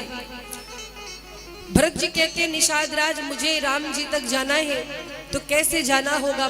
बोले भरत जी आप गंगा जी को पार कीजिए। भरत जी ने पूरे समाज के साथ गंगा जी को पार किया है। गंगा पार करके भरत जी तीर्थराज प्रयाग में पहुंचे। अच्छा देखिए, भरत जी जब चल रहे हैं तो इतने कोमल चरण हैं कि उनके चरणों में छाले पड़ गए। क्यों? भरत जी ने जब सुना कि राम जी ने रथ का त्याग किया था और यहीं से मेरे भैया पैदल गए थे, तो भरत जी ने रथ का त्याग कर दिया। पैदल चल रहे नंगे पांव। भरत जी इतने पर भी कहते कि मैं पापी हूं। नियम तो ये है कि मेरे भैया अगर इस जमीन पर चल कर गए थे तो मुझे तो इस पर पैर ही नहीं रखना चाहिए, मुझे तो सिर के बल जाना चाहिए। भला ऐसा त्याग, ऐसा प्रेम भरत जी के सिवा किसका हो सकता है? भरत जी चल रहे हैं, पाँव में छाले पड़ गए हैं। झलका झलकत पायन कैसे, पंकज कोस ओस कन कैसे, जैसे कमल के पुष्प पर ओस की बूंद पड़ी हो। हमारे अयोध्या में गाते हैं, एक बड़ी सुंदर बात याद आई। भगवान का जो घर है वो चंद्रमा से दूर है, क्योंकि कहते हैं कि भगवान के पहुंचने का जो मार्ग है भगवान तक वो कठिन है, बहुत कठिन है। कठिन तो है लेकिन ऐसा नहीं कि असंभव है। तो आज भरत जी चल रहे हैं और क्या कहते हैं, चलते डहरिया पीरा जाला पावरे,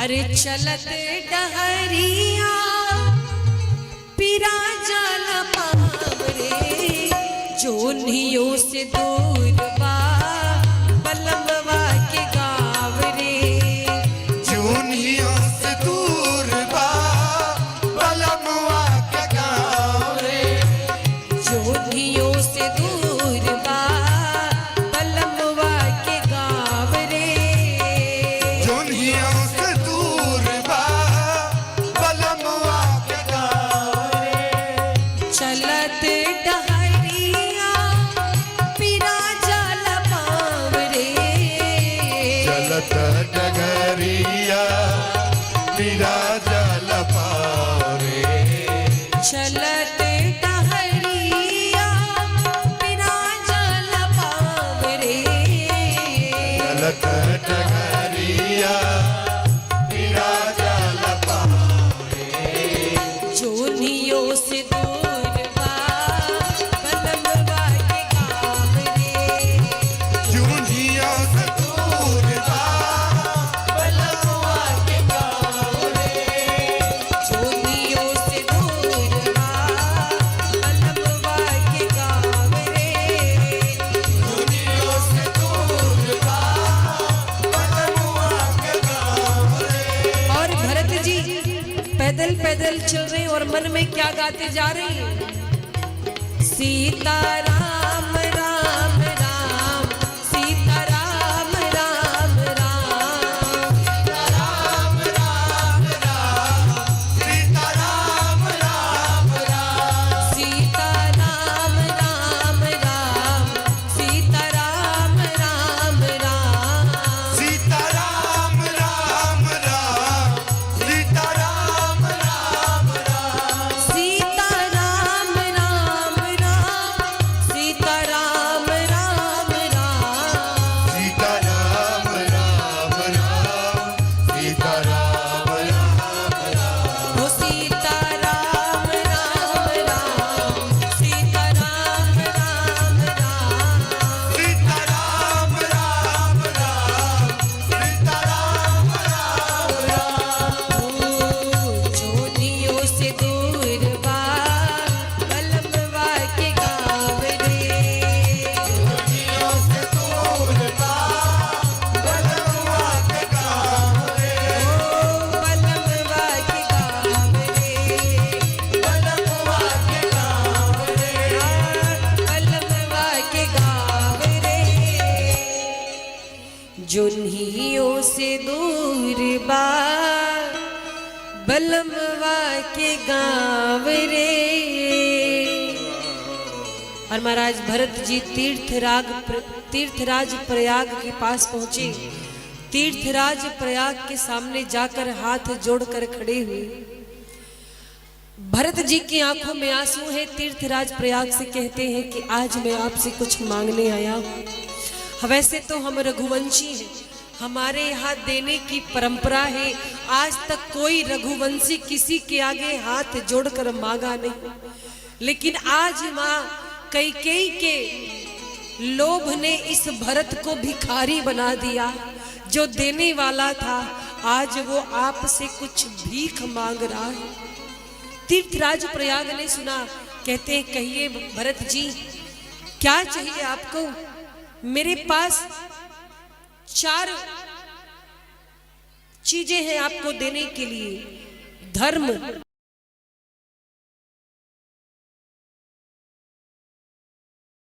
अर्थ, काम और मोक्ष। बोलिए कौन सा पुरुषार्थ चाहिए? भरत जी कहते हैं ना तीर्थराज प्रयाग जी, ना तो इस भरत को धर्म चाहिए, ना अर्थ चाहिए, ना काम चाहिए, ना मोक्ष। क्यों? अर्थ के लिए तो इतना बड़ा अनर्थ हो गया। मेरी माँ कैकेयी ने अर्थ के लिए इतना बड़ा अनर्थ कर दिया। मुझे ना तो अर्थ चाहिए, ना कोई कामना है मन में, और मैं वैष्णव हूं, मैं सगुण ब्रह्म का उपासक हूं, तो मुझे मोक्ष की भी कामना नहीं है। बस एक प्रार्थना है आपके चरणों में, श्री सीताराम जी के चरणों में मेरा प्रेम बना रहे। और क्या कहते हैं भरत जी? सीताराम चरण रति मोरे, सीताराम चरण रति मोरे, सीताराम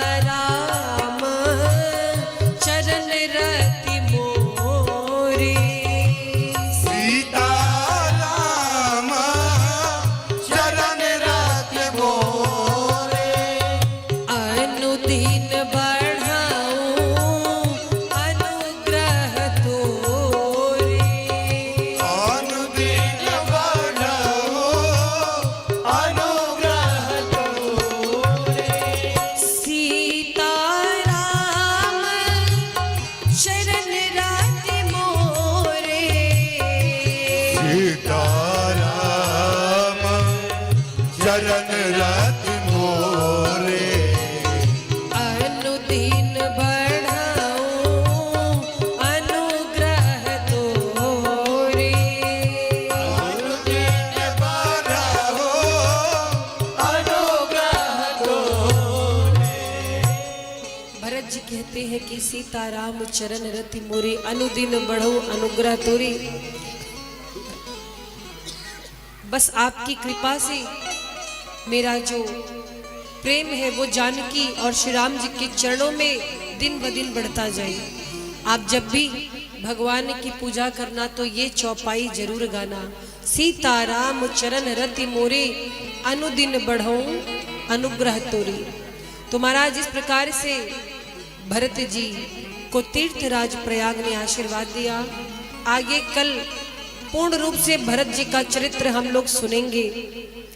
कल भरत जी का चरित्र अभी जो शेष रह गया, श्री राम जी का भरत जी का मिलन कैसे हुआ, वो मार्मिक प्रसंग हम आप सुनेंगे। आइए विश्राम संकीर्तन की ओर अग्रसर होते हैं और यजमान जी जो आज के हैं वो आरती के लिए तैयार रहेंगे। बोली राघवेंद्र सरकार की। आज के जो यजमान है भाग्यशाली सिंह जी, आवाज सुन रहे हो, परिवार के साथ मंच पे आने का प्रयास करेंगे। भाग्यशाली सिंह जी,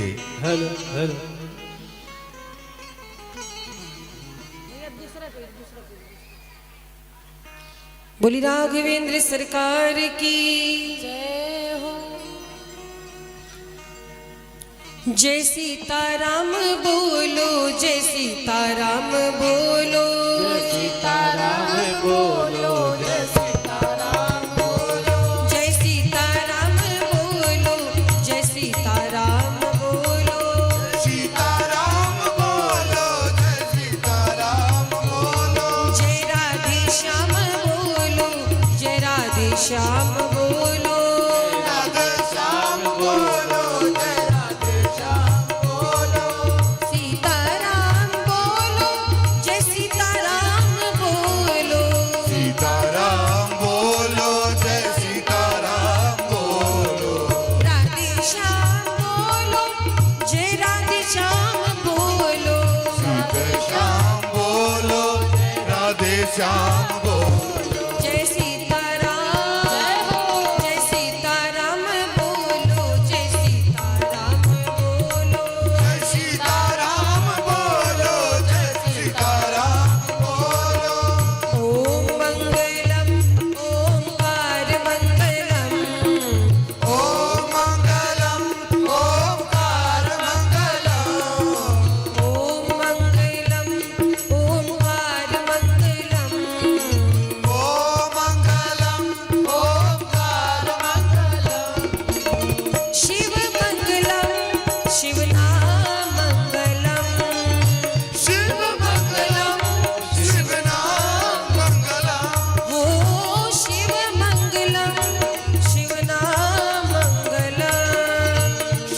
मंगलम शिव नाम शिव नाम मंगलम।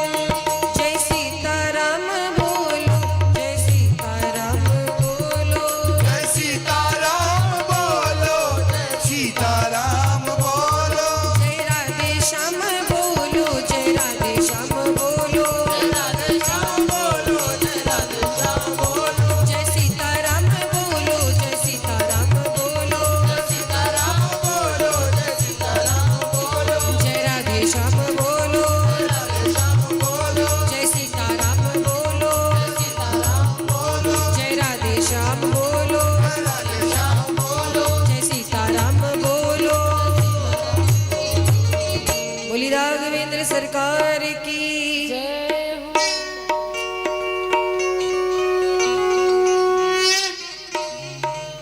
हरि ओम आरार्त्रिवार्तिवग्गोरजः पितुर्प्रायिदामभिः दिवः सजाग्गुशिवृहते विष्टस आत्वेकं वर्तते तमः अग्निर्देवता वातो देवता सूर्यो देवता चन्द्रमा देवता वशभो देवता रुद्रा देवता द्वितीया देवता मरुतो देवता विश्वे देवा देवता बृहस्पतिर्देवतेन्द्रो देवता वरुणो देवता।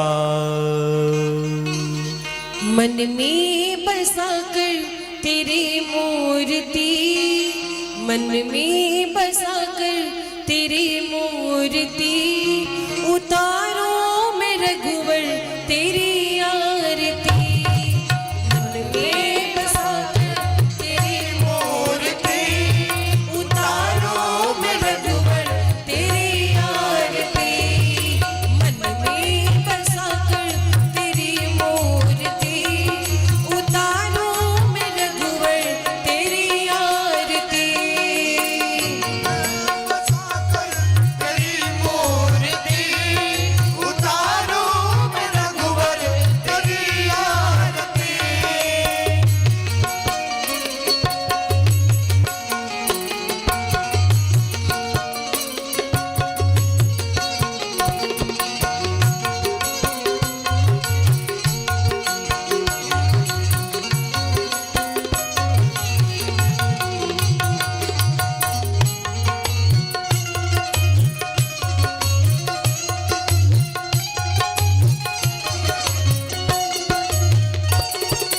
करुणा करो कष्ट हरो ज्ञान दो भगवन, भव में फंसी नाव मेरी तार दो भगवन। करुणा करो कष्ट हरो ज्ञान दो भगवन। भव में फंसी नाव मेरी तार दो भगवन। दर्द की दवा तुम्हारे पास है, दर्द की दवा तुम्हारे पास है। जिंदगी दया की है भीख मांगती। मन में बसाकर तेरी मूर्ति, उतारो मैं रघुवर तेरी आरती। मन में बसाकर तेरी मूर्ति, उतारो मैं रघुवर तेरी आरती।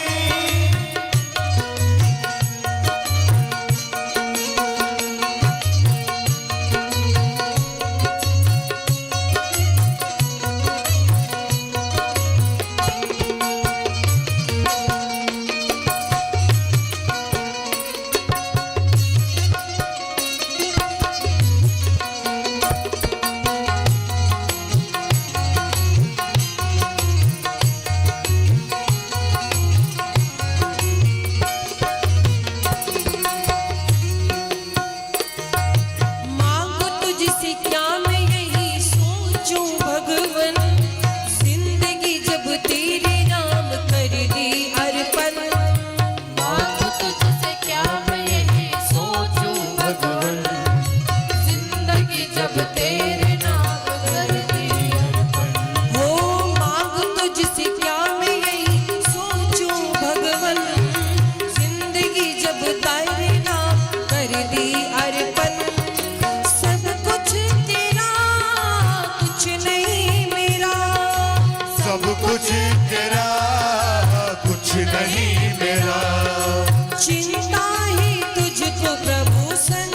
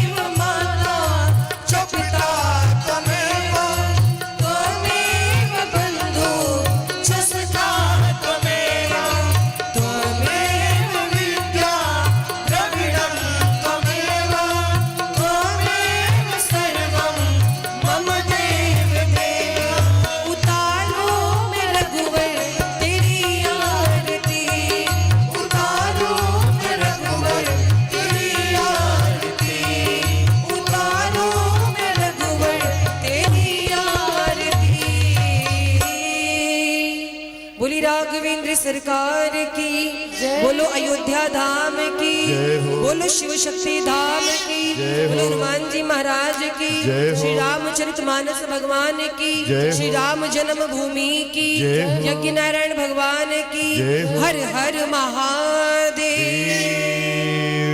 शंभो काशी विश्वनाथ गंगे। हि ओम जिस्नेन नमयजन्त देवास्तानि धर्माणि प्रथमान्यासन्ना तेहनाकं महिमानः सजन्त चित्रपूर्वे साध्याः सन्ति देवाः नाना सुगन्धपुष्पाणि यथा कालोद्भवानि च पुष्पाञ्जलिर्मया दत्ता गृहाणात् परमेश्वर श्री सीतारामचंद्र शरणकमलेभ्यो नमो नमः।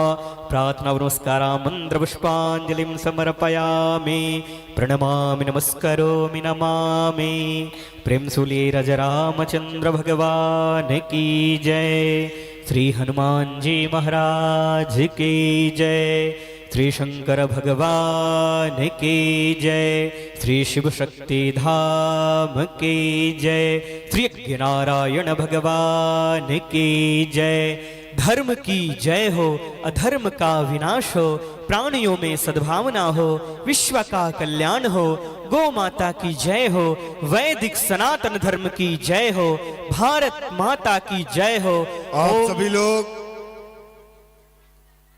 भंडारा का प्रसाद लेकर के फिर